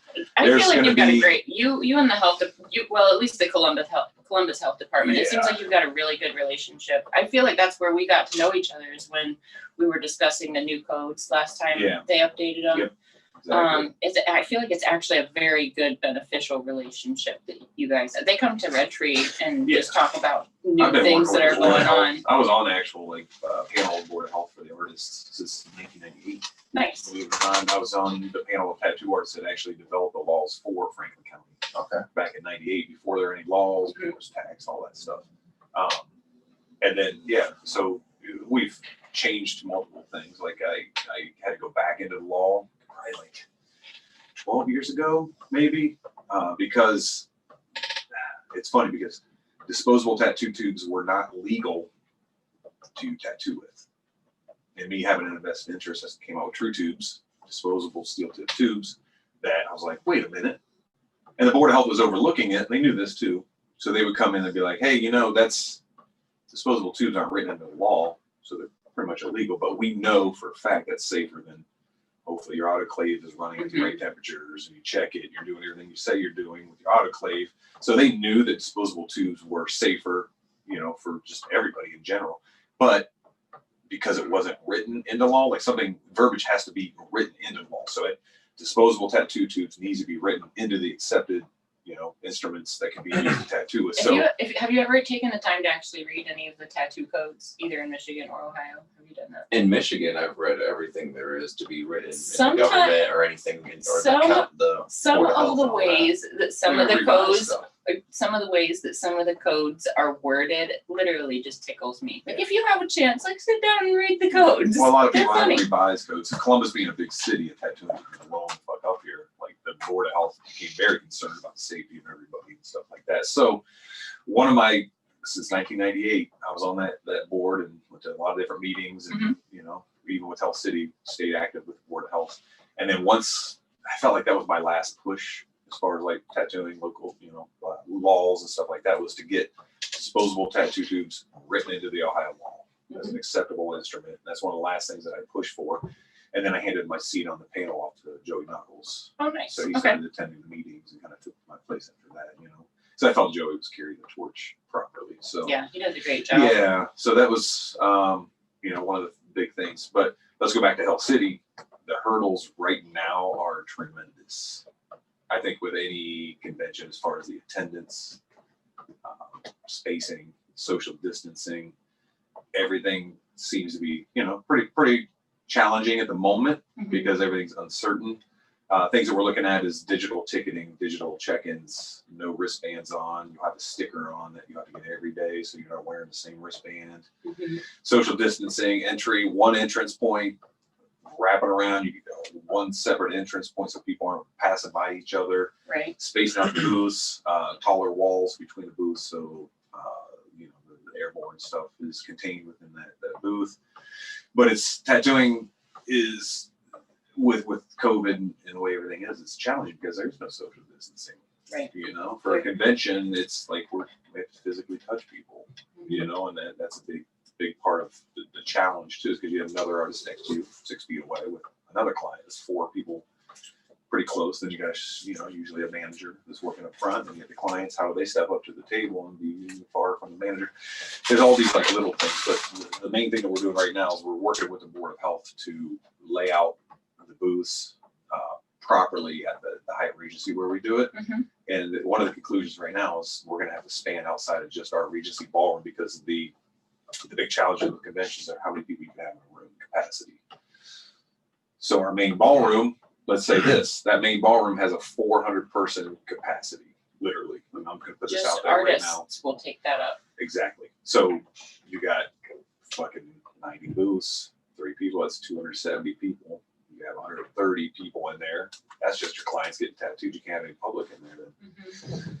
So we're looking at ways at the Hyatt right now to span that. So many different little mini ballrooms and stuff like that, breakout rooms, that even though it won't feel like you're tattooing in a big ballroom, we're going to have to spread out the convention in different ballrooms with those certain capacities, and then really watch that. I mean, dude, it's going to be very challenging if we can even do it at this point. We are pushing forward like we're going to be able to do it, but at the same time with the reality that we could be planning all this, it might not even happen until 2022. Shut down. If our things can just be exactly the same. Things are climbing again. Yeah. So within the convention, putting on a convention, I mean, there's so many hurdles right now. Just because if I'm going to bring Health City back, literally, I want people to know that I did it the right way, with everybody's health in mind. I've worked directly with the Board of Health to lay out the show the proper way so it's healthy. So it's safe for everybody. But right now we're moving in that direction. We've had to refund, a lot of booth payments just because we're going to have to downsize a lot of stuff. We have to do all new release forms for all the people that do have booths, which we're getting ready to, if we can do that in January, we'll send back out the new release forms and have a whole COVID policy. There can be temperatures taken up at the gates, not just attendees, but all the artists and workers. Kind of like point of entry to the building temperature, something like that. Yeah, exactly. To each ballroom. To each ballroom. I mean, if I'm going to bring it back, I'm going to be so strict where people are like, yeah, they took it very serious. Like it'll be inconvenient to get in, but you can relax once you're in. And you're going to go home going like, yeah, they took every precaution in Health City to make sure we were safe. Set the standard.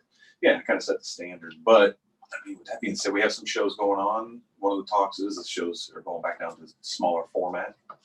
You kind of have to. You can't have big crowds, so naturally you have to go back to the smaller format. You know, for the safety of everybody right now.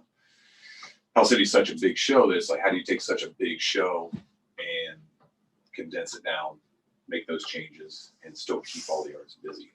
Right. You know, are the attendees going to be there? Some of the biggest draws, I think, for Hell City is like all the interactive art and the music. And if we're not allowed to gather, do we even have the option of having a main stage or competitions or? Well, even competitions, because people line up for the competitions and gather. We've talked about, so it's going to be one person on the stage that stands over there while our announcers talking about and then you have to exit a whole different exit. Well, one good thing you have is you've got cameras, cameramen, projectors. Yeah. So that's something that your show's already great with. Yeah. It's just like that, like, what would you call it? Like a bullpit area. Yeah. Over there where everybody always gathers next to the stage waiting for like tattoo day or whatever. Can't be really after parties, so that's another thing too. No pool parties. Yeah, no pool parties. But the competitions will be the announcer and one person on stage. Literally, we talked about it even like when it's time to get your trophy. Like there's somebody up there that sets that trophy on this fucking little table, and then they back up 10 feet. That person, the winner comes up, grabs the trophy off the table. Jeff announces the winner, who they are from like 10 feet away. And then, so there's like really what if we just dress somebody in like a giant Maticide bottle? You just have like white arms that deliver all the awards. But the entrance and the flow of the traffic is going to be a challenge, as well. So I don't know. It's one of those things. We've got so much stuff written down. Like I have a file. If I could open the file right now, I could be like, we're doing this. So we have a huge laundry list of things that are going to be done with the convention. But it's up in the air, but hopefully looking promising. Yeah, it's looking hopeful, but like the heights, like we can't give you even a definite, answer if you can even do the show until January.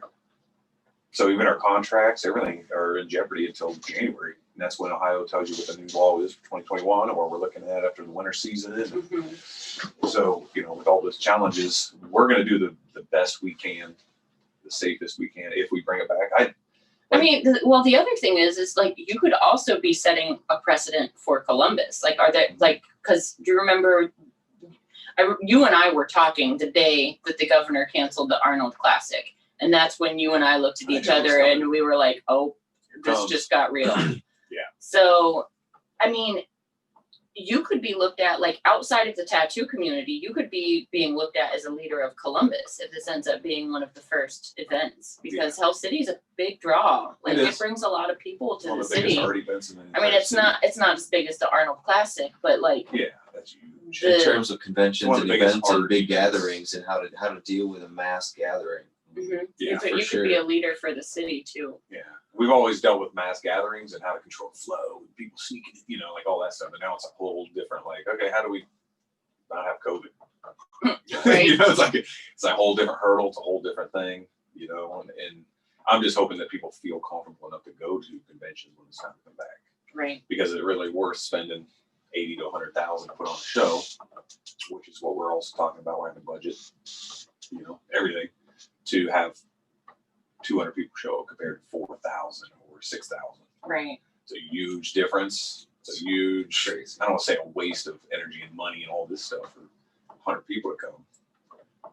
But if we can move forward with it, we're going to move forward with it because it's a time that we need to start getting that. I'm optimistic. I'm the biggest fan and I want it to happen. I want Hell City Phoenix to happen. But I'm partial. I want it all to happen.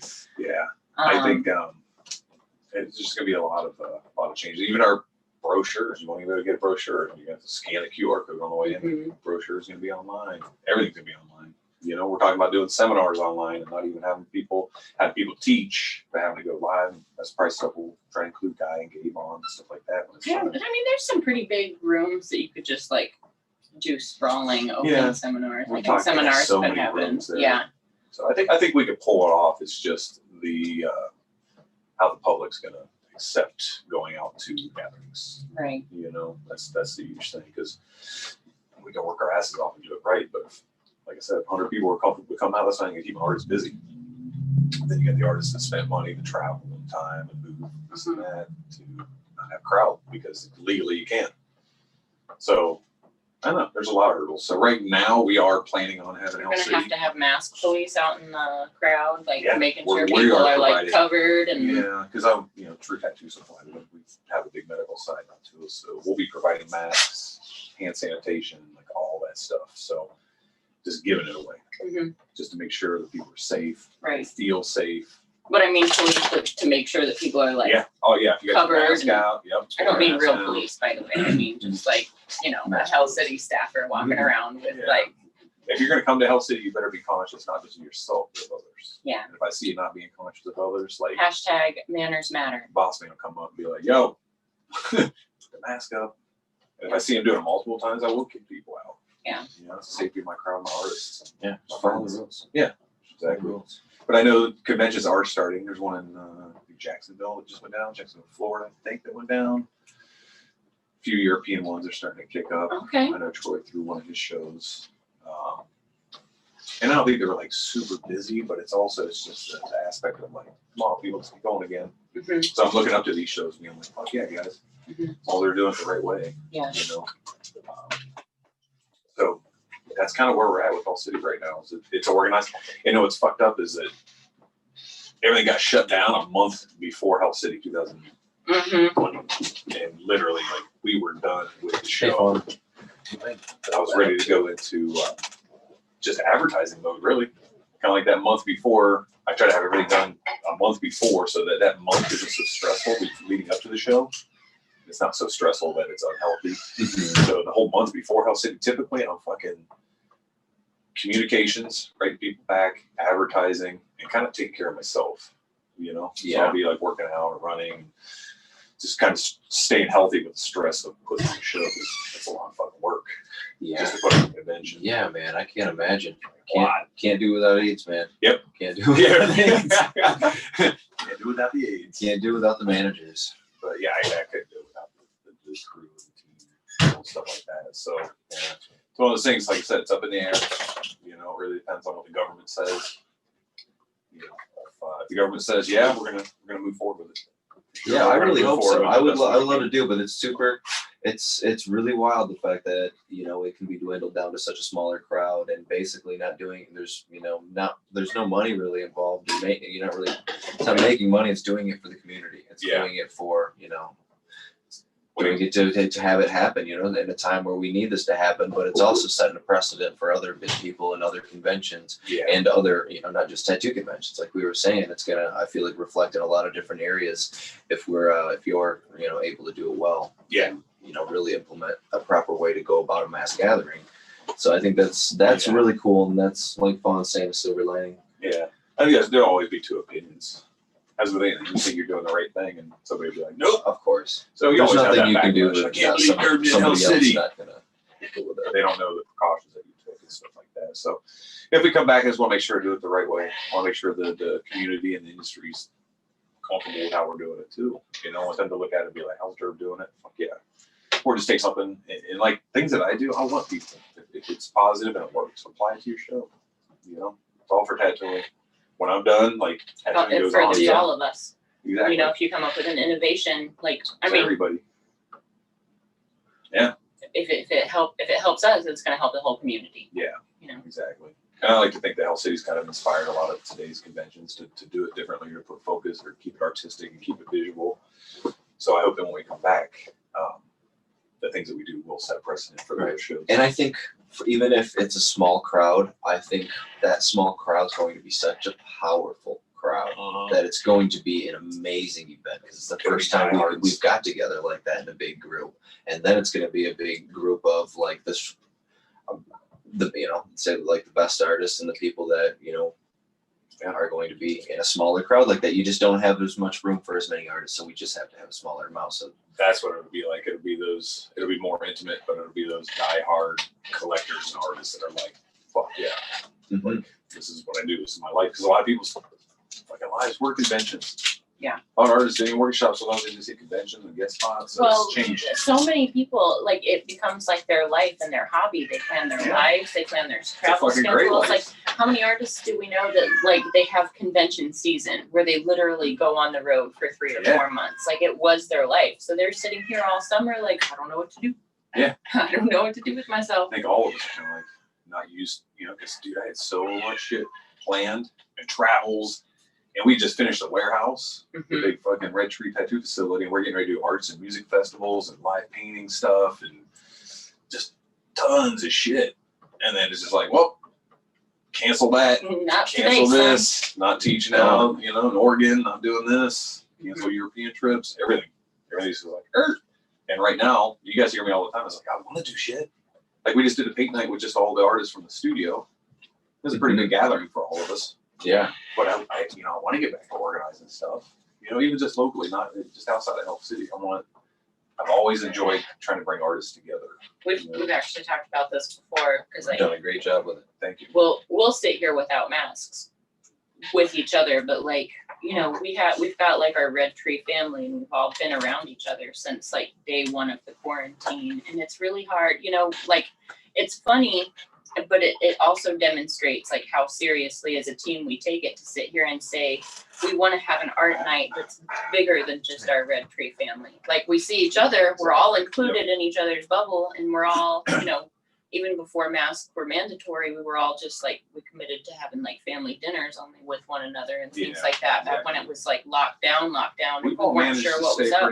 Pretty tight and close. Yeah, all this. but I feel like our whole team has collectively stayed very conscious about it. But it's just funny, we used to invite all the studios in the city to come to our art nights, and now it's like, we have art nights and it's the Red Tree crew, which is rad. That's why we just had that last one. I was like, I hope you guys don't think we're not inviting yet. We just can't. I miss it. I miss having artists come from the others because like they're doing different things. We see what each other are doing all the time. So I mean, that's cool. We learn from each other, but it's nice seeing like, nice, the camaraderie look at this. Knew something. That's one thing I've always enjoyed. Like I said, like bringing people together, but with like paint nights and stuff like that. I always invite other studios. And it doesn't matter who you are, or what you are, or how good you are, or any of that shit. It's come and paint, be a part of the community. Don't be intimidated. Don't feel. I don't know. Yeah, it's just been a really good way to keep that camaraderie with artists in Columbus, because a lot of studios. I think it's motivating. I think it keeps artists motivated. I think it keeps artists fresh. When you get to see what other artists are doing, like sometimes. For instance, sometimes you'll like look at somebody's Instagram feed and it'll look like they're sitting there painting day in and day out. But when you like sit down with them and they're like, nah, I post that when I wish I was painting on it. Yeah, that's what I did before. Yeah, like you realize that like they're also like struggling with the I wish I could paint more. I wish I could, So like a lot of the times where like I feel like I'm falling short because I like let projects go or I've left things incomplete. Like, because life gets busy and I'm working on things other than my artwork. It's just nice to see that other busy artists are falling into that same, I don't want to call it a slump, but that same like, oh, well, Instagram just makes people look like they're, I mean, some people are powerhouses and they're always creating, but like, I'm just saying you can't compare like Instagram productivity with real life productivity. I don't judge Instagram with any kind of real life. Instagram's weird for people. Fair. Like I get on there, I post, I'll scroll for a second, and I jump off. That's to me, that's one of the keys to not, overthinking anything. Or a lot of people feel weird about social media. I think. Yeah. As far as, but it's all an illusion. Like I tell people, I'm like, you take that same photo that you're, I don't want to say jealous over or whatever. Like I'm laying on the beach. It looks fucking fantastic. Let me show you that in a video, and you'll realize. So a photo leaves so much to the imagination. Like a lot of the Instagram stuff. Like, oh man, guy's busting his ass, or he's in this tropical. You see a video of the exact same photo, and you're like, it's windy out. They sit on the beach, but there's like traffic. It's not as glorious as people's imagination. Fair. But I think that's what the art nights knock down. It makes us very approachable, like artists to one another. You're now very approachable. You can see what somebody's doing. You can see what they're using. You can see how they're achieving different things. You ever notice when you meet somebody at a convention and they're so busy that you don't get the right description of their personality, who they are, but you catch them outside of there, just painting or just relaxed and not in this business mode. Yeah, they're that's when you see somebody, you know, for real. So those paint nights are really good for that, or just a camaraderie, getting together outside of the conventions or outside of the work environment to make art together. That's one of the good things about art is you can do it with anybody, any awesome. skill, anything. Yep. You know, so that's why I keep pushing those art nights and paint nights and stuff like that.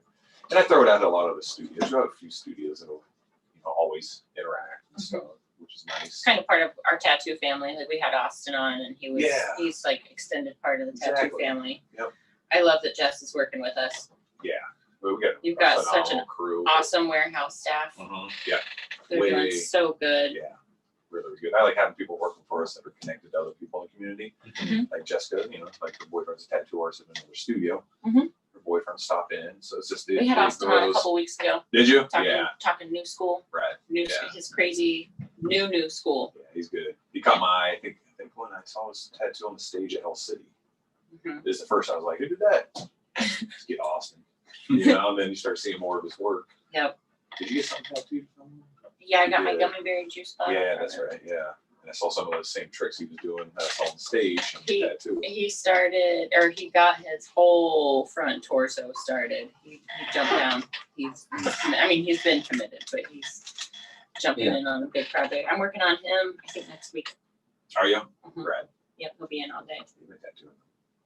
Wow. You do a sleeve?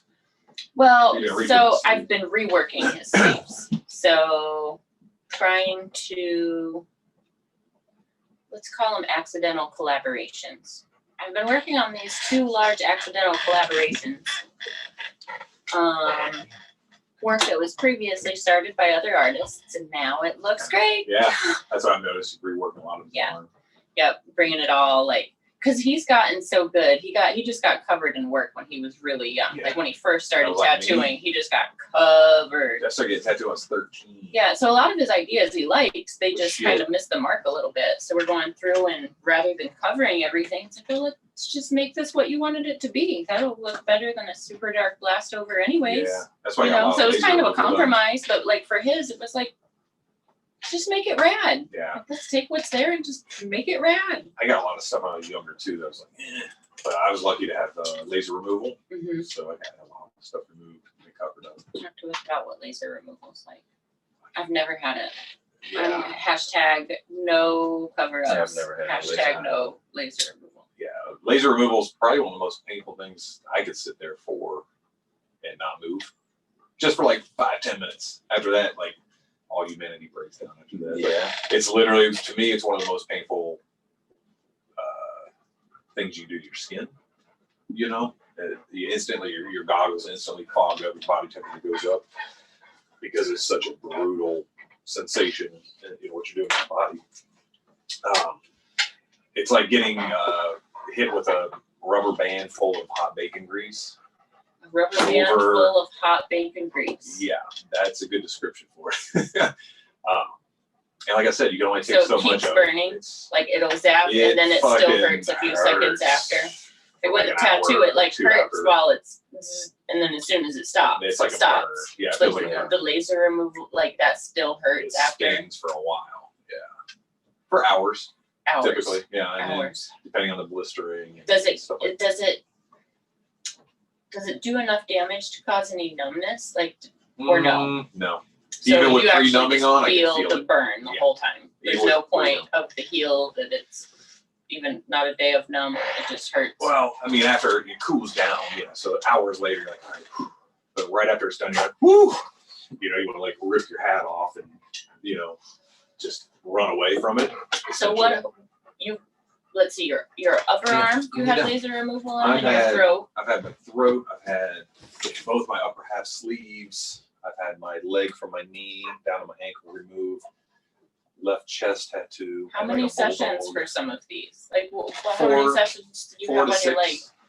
Wow, man. Yeah, some of the stuff You really I've had a lot. lot. He said he thinks he's had more laser removal than anybody on Earth. Almost. Like, that's a lot. Not on Earth, but anybody I know personally. Like, I've had my entire throat lasered off, half my chest, 2 half sleeves, right leg from the knee down to the ankle. What else did I get done? Back of the neck. That's about it. But those are, I mean, 2 half That's a lot. sleeves. And that's just half sleeve, like front. Did you do those at the same time? Like, no, it was a process. So I didn't want to get too far ahead and have too many like blank, lasered off areas. So I would focus on certain spots at a just time. like whatever you had, like a dedication, Yeah. like an idea for. So I get it, like, let's say like 1 half sleeve, I get like cleared off, not completely cleared. And typically with lasering too, you don't want to go get the cover up too early. So I would wait 4 to 6 months before I even start getting tattooed over these lasered off areas, because if you go too soon, I like to give at least 6 months after trauma. yeah, it'll keep lightening. Believe it or not, if you get an area lightened, laser lightened, if you go back into it, let's say a month later, when it's like just healed or whatever, it's still going through that Those process of lightening. macrophages are still going in So and you just tattoo pulling real all like- that material out. You gotta let that skin kind of get through that whole process. Go back to normal before you tattoo over. So it was a really long process. It was probably 3 to 4 years of laser to getting the tattoos removed. But I'll tell you what, when you get those tattoos like removed and then covered up, it's like a whole new world. Yeah, You know? I don't take on as many cover-ups as I used to, but I used to like pride myself on being the queen of cover-ups. Yeah. There's no cooler feeling than somebody sitting down and like feeling self-conscious about what they have, or just disliking something because they've outgrown it, or whatever the situation is.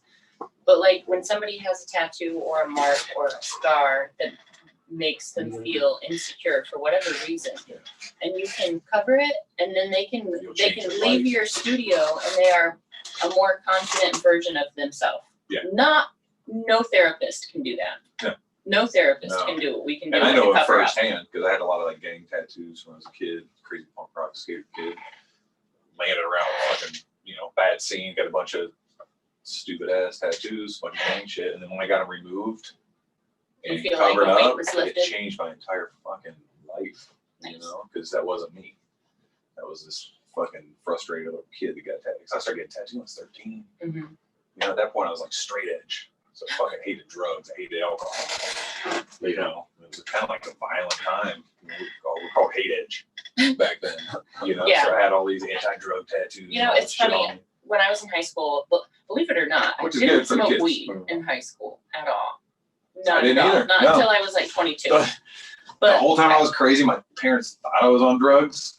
I wasn't. I was straight edge and crazy as shit. I was too sober. I just couldn't identify with the straight edge scene. Like, I mean, yeah, I'm There's a sober mentality and I to it. don't smoke weed or drink, but like, nah, I'm not mad about it. Like, my homies smoke weed all the time. I just got track practice and tennis and art club. I don't have time. I had the word suffer tattooed across my throat when I was 18. What was your motivation for the word suffer across your throat? Back then, Paul Bear from one of my favorite bands, Sheer Terror, had it tattooed on him somewhere.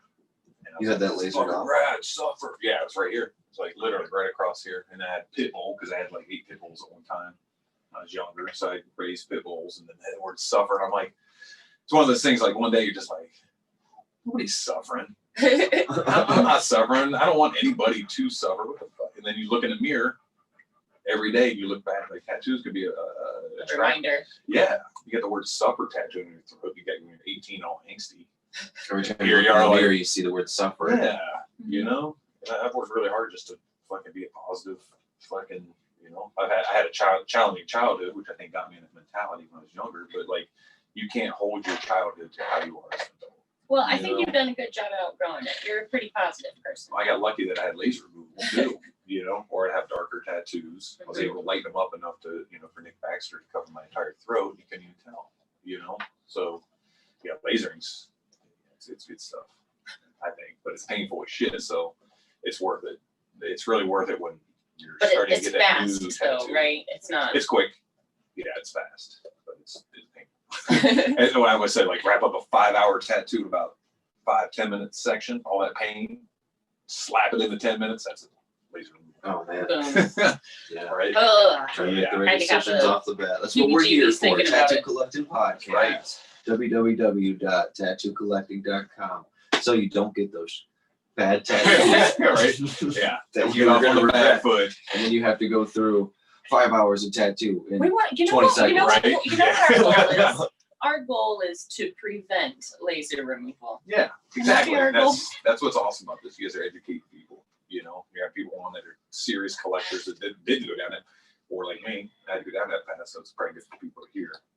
But a lot of serious collectors, like nowadays, I hate to say it, but like you're not gonna get exposed to as many unartistic bad tattooers as you would back in, you know, late 80s, early 90s. The standards are just higher. Fine artists. The standards are just higher. Exactly. Like you, That's it's true. there is a time and place for like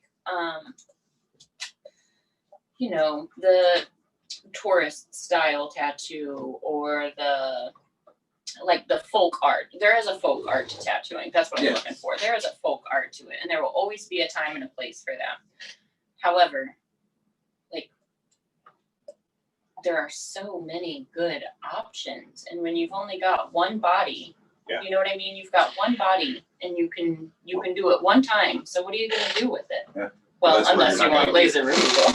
You're not going to get as many bad tattoos nowadays if you're doing it the right way and you're able to be educated, seek out good artists, know a good tattoo from a bad, and what not to do. Like your options are way better right off the rip. Yeah, the tattooing nowadays. Did you guys hear the Ink Master is off the air? Is it really? Yep. Not coming back Final yet. season. It's done. Yep. But You know what? One of the questions since it came on, it's like, what do you think about the tattoo shows? Everybody's asked me that. one of the I always Yeah. like saying one of the things that I've always liked I about like the it. tattoo shows. I don't really follow them anymore. I don't really get into it. However, I do think the best thing about the tattoo shows is, in a roundabout way, they have taught the general public the difference between a good tattoo and a bad tattoo. Yep. When the general public can sit there and hear that critique, whether we as artists agree or disagree, but for the general public to hear those words like crispy lines, saturation, Yeah. and like start to understand what it means. And then when they flip through books, they can be like, I don't know why, but like, I feel like this could be better. Mm-hmm. You know, like, Mm-hmm. then that's not the artist. I've Move on always to the next. said that the shows brought the viewer and the people that have never been into a tattoo shop that have this preconceived notion that it's like, what the fuck you want? Oh, you want an eagle? Fucking sit at, you know, like this, like rough stuff. Softened it up a little bit. Yeah. Brought So an art to it. brought people through television into tattoo studios to see the creative side, the fun side, the personal side that people had to their tattoos. You know, and I think it really did tattooing justice in the time when it needed it, when it's not so stigmatic now. You know, there's more, what I say, there's more tattoos on the field than there are jersey numbers in the NFL. And it's true, you know, you look at the NBA, everybody's tattooed. So I think the television shows have done tremendous for tattooing as far as the acceptance. Have you been a part of any of the shows? I've been on the Learning Channel, the Discovery Channel, with the Works, and then Tattoo Wars with Guy and Aaron King and all that. They did it at Hell City. So as far as Ink Master, I've done the interviews, but I even told them, I was like, I would just want to go on as like just a guest judge. I did a couple of the casting calls and like went through the rigmarole, but like they wanted drama. When I was yeah, doing it, they were like, too. so what'd you do if so and so did this in the house and you didn't like it? I'd be like, I probably sit down and like mind my own business. yeah, that's what I do. I was just like, I don't know, just ignore that motherfucker, not give him energy, you know. But I think they were wanting to. I'd probably stand up and throw a table and start this big fucking artistic argument on film. It's like, Right. yeah. So I think the good side is of the shows, not the drama, but it's the artistic talent and the camaraderie of the artists and the connection of the artist and the client's stories. But let's go back, because another thing I noticed that it changed with tattooing the artist, I'm sure all artists can attribute to this at some point. If they were tattooing while these shows first came out, the sentimental value, the clients, wait for you to ask what. So what's your story? Oh, I was dog died. You know, like so it turned into very dramatic sessions for a while. I think of people waiting for you to ask. So what's this about? Mm-hmm. And they all thought they were on television and could tell their their stories, which is awesome. As a tattooer, that's part of the job. But I noticed that increased was the sad stories and things like that they were seeing on television. One of the things I didn't like is when we'll leave the artist name, but they would say, "Give me 5 minutes, I'll do your drawing." You just drew a half sleeve in 5 minutes. And I was careful editing, and then they would show that the half sleeves were done in one TV show for a half an hour. Right. Unreal. So it did created just a little bit of these. Like, I get it, it's TV. They wore the same clothes multiple times to get the tattoo done, yada yada. So it created little things like that, but it was all entertaining to me. Right. It was all inspired by the shows. TV magic. Yeah. TV magic. The shows were great. The people on the shows were great. I had a lot of friends that competed on and won. You know, I think shows were awesome. I think it took us to where we are with tattooing now, as far as in public. Being so mainstream and people understanding that different strokes for different folks. Yeah. I don't think it's a bad thing. I think some of the forefathers, some of the godfathers tattooing, are probably rolling in their graves with how like commercialized it is and secrets are out there and stuff like that. But you know what? you look at They the might art, be I like mean, that, but hopefully that respect the art in general. hopefully when they see like the crazy stuff that like I don't know, like the guy pulls off and the like Russ pulls off. Oh and yeah. Like Ty McEwen pulls off, and like what Nick Baxter pulls off. Like these are mind blowing things that are hard to accomplish with a paintbrush. They're hard to accomplish with all the digital editing tools, and then to accomplish it in the hardest form of art on the planet. And it is the hardest, most unforgiving art form. Have you ever worked on something alive that squiggles? Right? That wiggles around. Have you ever taken Let me ask any other artist. that this. squiggle? It's literally taking the hardest paintbrush against the softest canvas. That has free will to squiggle. You know, that's why it's the hardest art form. You know, to master. It's unforgiving as hell. You know, you spell something wrong, you go outside the line, it's there. Yeah. You know, so but that's also one of the challenges. It takes confidence, but that confidence can be reckless in the wrong hands. Yep. Oh yeah. When, that's why when, it's so. when somebody gets overconfident and it's like, oh, you jumped into the deep end before you could swim, buddy. Mhm. Oh no. Try a few new tricks at a time, not all the new tricks at a time. Do that one step at a time. Exactly. So yeah, I think where we're at with tattooing outside of COVID, you know, we're at a fucking magical time with tattooing. You know, we're seeing unprecedented times, which sucks. Like people in California still getting fucking tattoo. I don't think. Yeah, I'm not sure. I can't You keep know. up with who can and can't right now. But as far as the artistic level, and the knowledge level, and the education level, Everything's size at of the our industry, fingertips, at an and there's a all-time high. community. Yeah, absolutely. I mean, absolutely. Yeah. And personally, I've appreciated the time that I've had to spend on my art and the time I've spent. I mean, I feel like the pandemic is like what we're doing with the podcast and what I've been doing with my art personally and where I've been going with things.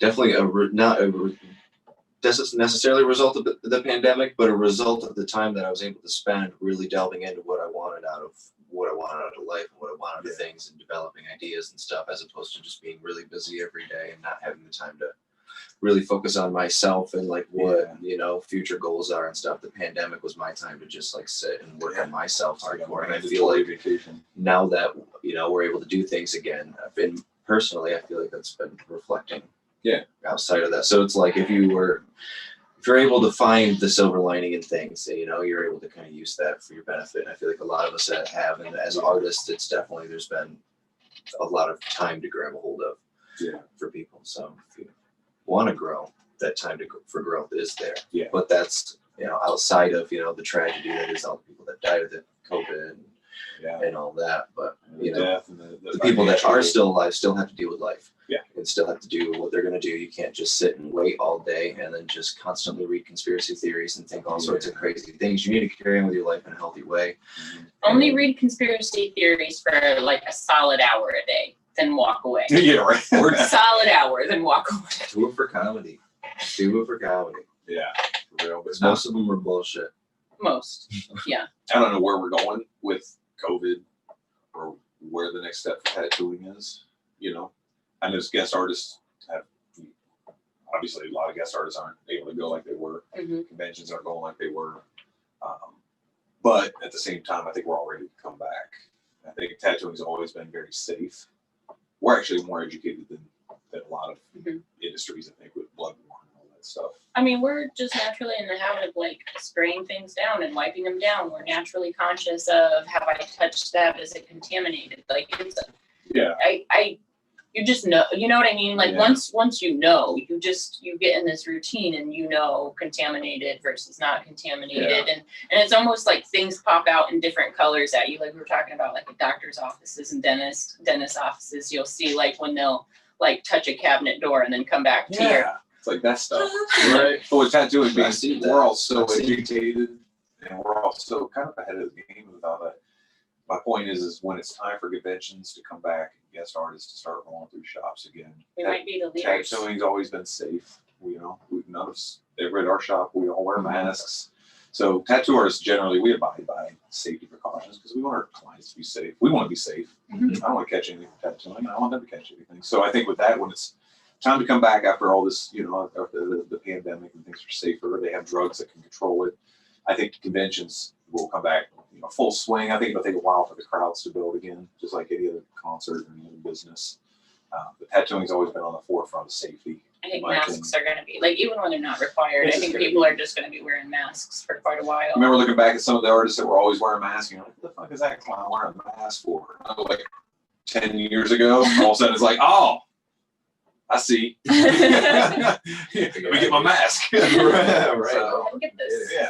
So we're in a masked time with that, Tony. The masked. The masked. And as of right now, you never know too. We're looking at possible, closures again.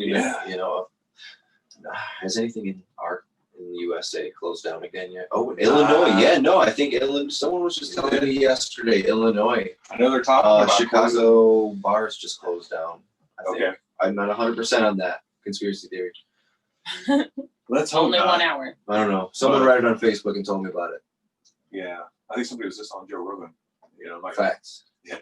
Somebody was on Joe Rogan, one of the interviews, saying like the reason it's and I'm not a fucking doctor, but the reason it's still spreading so widely, definitely people not wearing masks, mass gatherings, but masks aren't working as well as you think.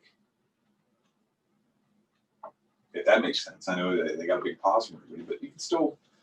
Well, I mean, in the the beginning, air they literally said it was just basically the air just literally that's what I'm comes out. saying. a It's precaution. It's comfortable when you breathe into the mask that most of us wear. Like, Yeah. the air just comes right out the sides of it. So I mean, it catches spit, but then Yeah. your air's still going in the air. So if it is something that you can catch and transmit in the air, If you're constantly still putting that into the air. And if there's little droplets that are coming out of that, so yeah. So even with a mask, Unless I keep feel like your unless they distance. have the full air respirators where they can pull, you can actually get all the you air just said it. into it. So Can no, I just get rarely an anyone's doing astronaut that. suit? Right. Yeah. So what to Can we see? just do that? So I think that We is can. totally right. Let's do it. I mean, I think masks aren't working as well, so there's definitely people. But you got to imagine that it's got to be better than not. Yeah. Oh yeah, definitely. I mean, that's If about you all we didn't can do right now. We're going into spacesuits. I don't know. It's still, it's still funny. It's still in the back of our mind, even though like people have waxed up about it. Like even when I'm around my own family, I don't hug my mom or stepdad anymore, little- just fucking because, yeah. And Like, we're overnight. a family that hugs. Like, we might even Tattoo still kiss artists are on the huggers. cheek. Like, yeah, we still hug in my family, and it's one of those things where like there's always that moment of hesitation. It's like, all right, Mhm. okay. And now fist bump out See ya. people's elbows. Hey, mom. Yeah, but that's where we're at. And just with tattooing, that's where we're at. That's what's going on. Yeah. Conventions, that's where it's at. Studios, All we Even can with- do is go with the flow. and even with some of the people that walk into the studio, I'm like, we're usually like fucking booming in here. There's people walking in buying products and fucking this and that. And, Mhm. and nowadays it's Now kind it's of a locked ghost down town. all the time. Yeah, and it's weird, but that's like I said, that's where everything's at. You just gotta accept it. You gotta do the right thing, Mhm. even if you believe in COVID or don't. Like, don't be a part of the problem. Be part of Right. the solution. Yeah. With anything. So, and that's where we're at. I mean, all of us at the studio, we're pretty safe with everything. We're checking all of our clients, doing pre-release forms where they come in, and all the entry procedures. I don't want to fucking get it. No, I none of don't us want want to to fucking get it. get it at all. So like I'm being careful. I don't want to get it because it gives you pre-existing conditions like scar tissue on your lungs. Oh, it'll give you all sorts of shit. Yeah. Some people are getting like arthritis and Yeah. stuff from it. blood clots. And I tattoo different nurses and stuff. And one dude's a medic that's on like the helicopters and just life flights. Mhm. He's like, yeah, it's real. So if you don't think it's real, you're stupid. Or It just is ignorant. true. But it's real. We just gotta do what we can. and hope you don't catch it. There's people Yeah, catch it. Jamie from the Joe Rogan podcast. I was listening to one of his. There's this morning or the latest one that just came out, and he was He's saying, just back. fucking crazy. Dumb. I interviewed Alex Jones again on this fucking thing. Yeah. Oh man, Dude, it's ridiculous. I'm gonna have to watch. I had to shut. I honestly had to shut it off. I was so like hard. this. I was like, this is ridiculous. I Yeah. can't even listen to this conversation. That's I'm what going to I'm have to. I'm Yeah. going to have to because Alex Jones is he should just be a comedian. I don't listen to Yeah, fucking what he says, but sometimes he's got truths. But for the most part, he's crazy as hell. Yeah. But Well, that's the guy main point of that don't is always work either. Jamie Yeah. had COVID, and he's back on the show now, and he was like, yeah, I can't taste anything. Like, everything just tastes like water. You know how much I love Damn. food. If I lose my sense of taste and smell, aww. I We're don't like, think you lose it forever. Well, I know, but you can even lose it for like a month or temporarily, two. Can you? The I'd be bummed. unsatisfied. it'd be like Dewey Cox, taste but of food. worse. No, I ain't I've got- lost my sense of smell. Read a fucking book.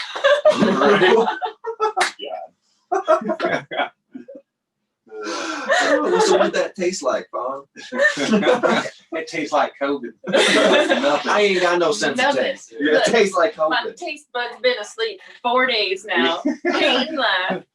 My coffee tastes like water. That's what I'd be pissed My about. water I can tastes taste like my water. coffee. Yeah, what do you mean? I can't taste the butter on my green beans? Right? Where's my Lowry's? I'll be putting like Lowry's and Tony Chachere's on everything and still not tasting Not it. tasting it. Yeah.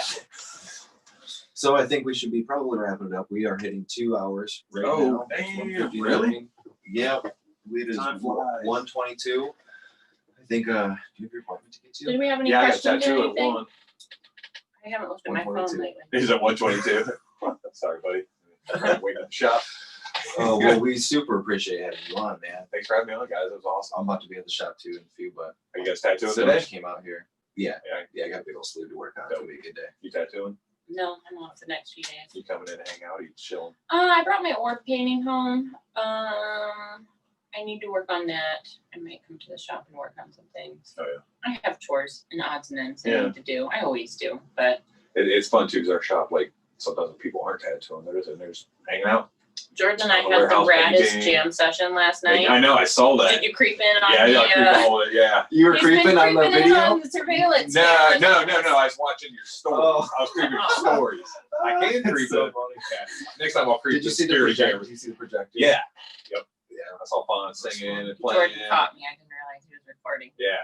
Like this That's is cool. nice against this I like wall. that. I like that with the shop that we have that giant, that fucking huge It's shop. like And a like- play center. Yeah. Like half that warehouse is just playground. Mhm. Art playground, music playground, jujitsu, aerial. When we can fucking have anything we events wanna at do. Red It's great, Tree man. again, it's gonna I be know. so nice. I can't wait till we can It's have an our first imaginary art show and then Yep. have everybody and have like We were working on stuff and then we had to cancel it all. Kind of. we really only had like the grand opening party.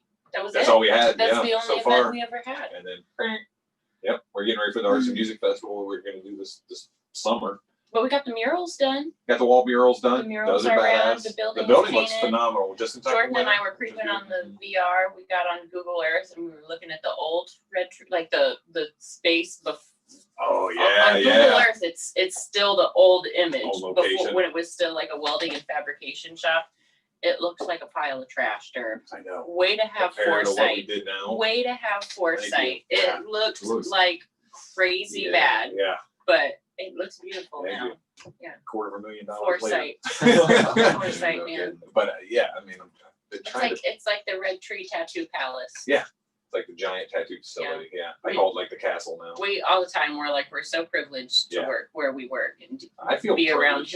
who we get to be around. Thank Yeah. you, Yeah. by the way. Well, thank Like, you guys. usually- Seriously, I don't look at it. It's not just me. I feel fortunate being like, whoa, shit, got all this. This is fucking We awesome. brought it And I, together though. and I don't take it for granted one day, Mhm. ever. It's why I work it's a every special day I team. wake It's a up. special place. Exactly. I try to treat all my people right. You know, and even people that work for me in the past, like usually when people come under my wing, I treat them right. I help them grow. No, it's really cool to Everybody's see. Like when Hoffa came through and did a guest Yeah, spot. It's really love see that dude. people that have worked with you before come back through, and I just visited them. people that worked with you in Before. years Yeah. past that have their own studios and they Mhm. still come through and they're Yeah. like family. It's really Yeah. cool that like it's like you've learned that there's like a natural ebb and flow. Like people come in and learn and then they grow That's how it and then is. they do their own thing and One then thing that I like fucking- they'll come back into your life. It's just cool. One thing I hate about studios is people come and go.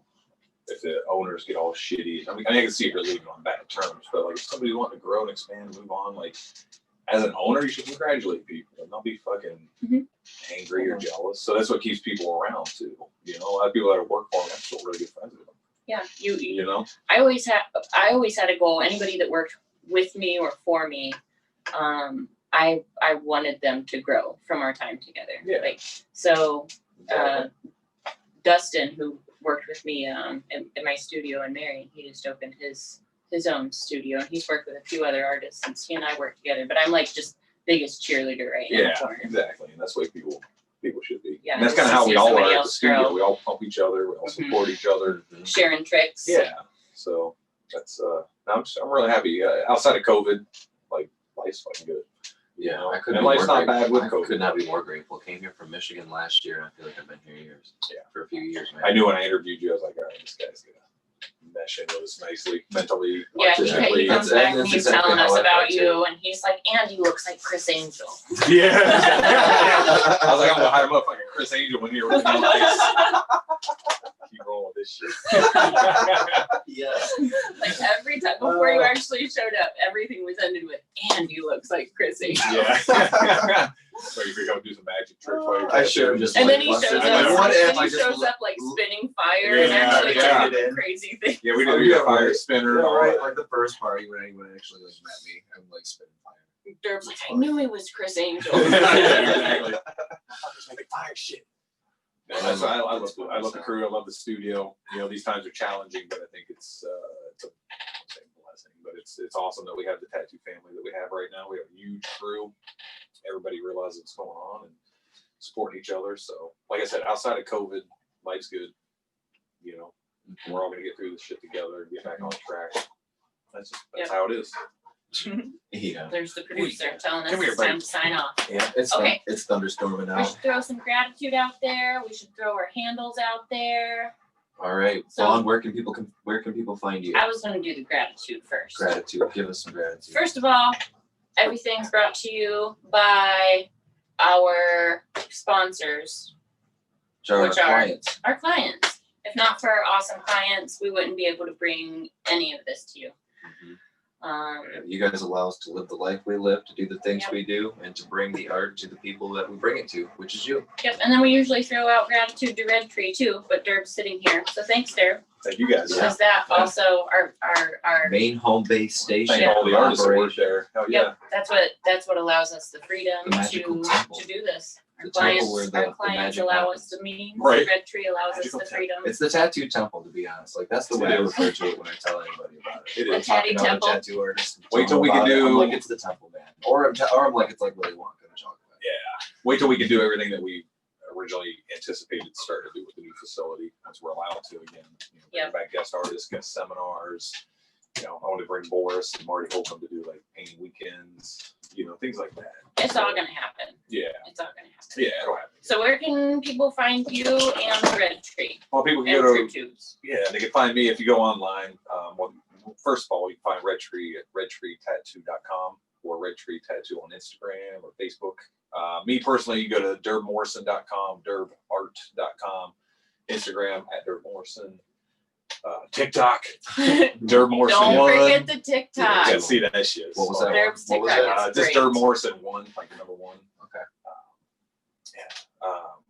Some of those videos are getting like 500,000 views and shit on there. Durb's loving TikTok. Yeah. It's his new 7,000 medium. comments and shit. So, Really? to me, I mean, here's the thing too, is like I like that platform just because I could be a clown. I like to do acting and fucking goofing around. So TikTok's outside of Facebook. Everybody's fucking serious, overly opinionated, fucking tearing people down. There's a lot of just bullshit talk on there. Mhm. To me, TikTok's been fun because it's comedy. Not one of my comments on any of my TikToks somebody talking shit. It's somebody being funny or laughing or, you know. So Yeah. and right now, we all need that type of shit. Yeah.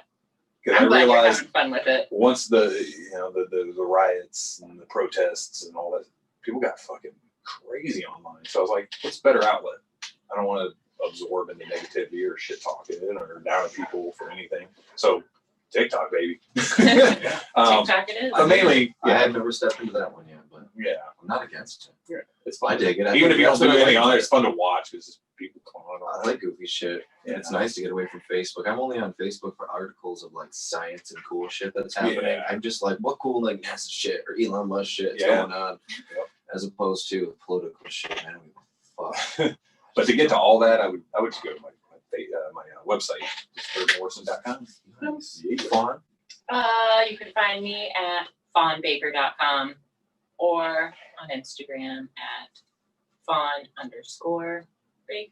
Nice. Boom. The Baker. And me, Jordan Rookus. You can find me at www.jordanrookustattoo.com or my Instagram handle at Jordan Rookus Tattoo, or you got my personal page at Death by Cuttlefish at death_by_cuttlefish.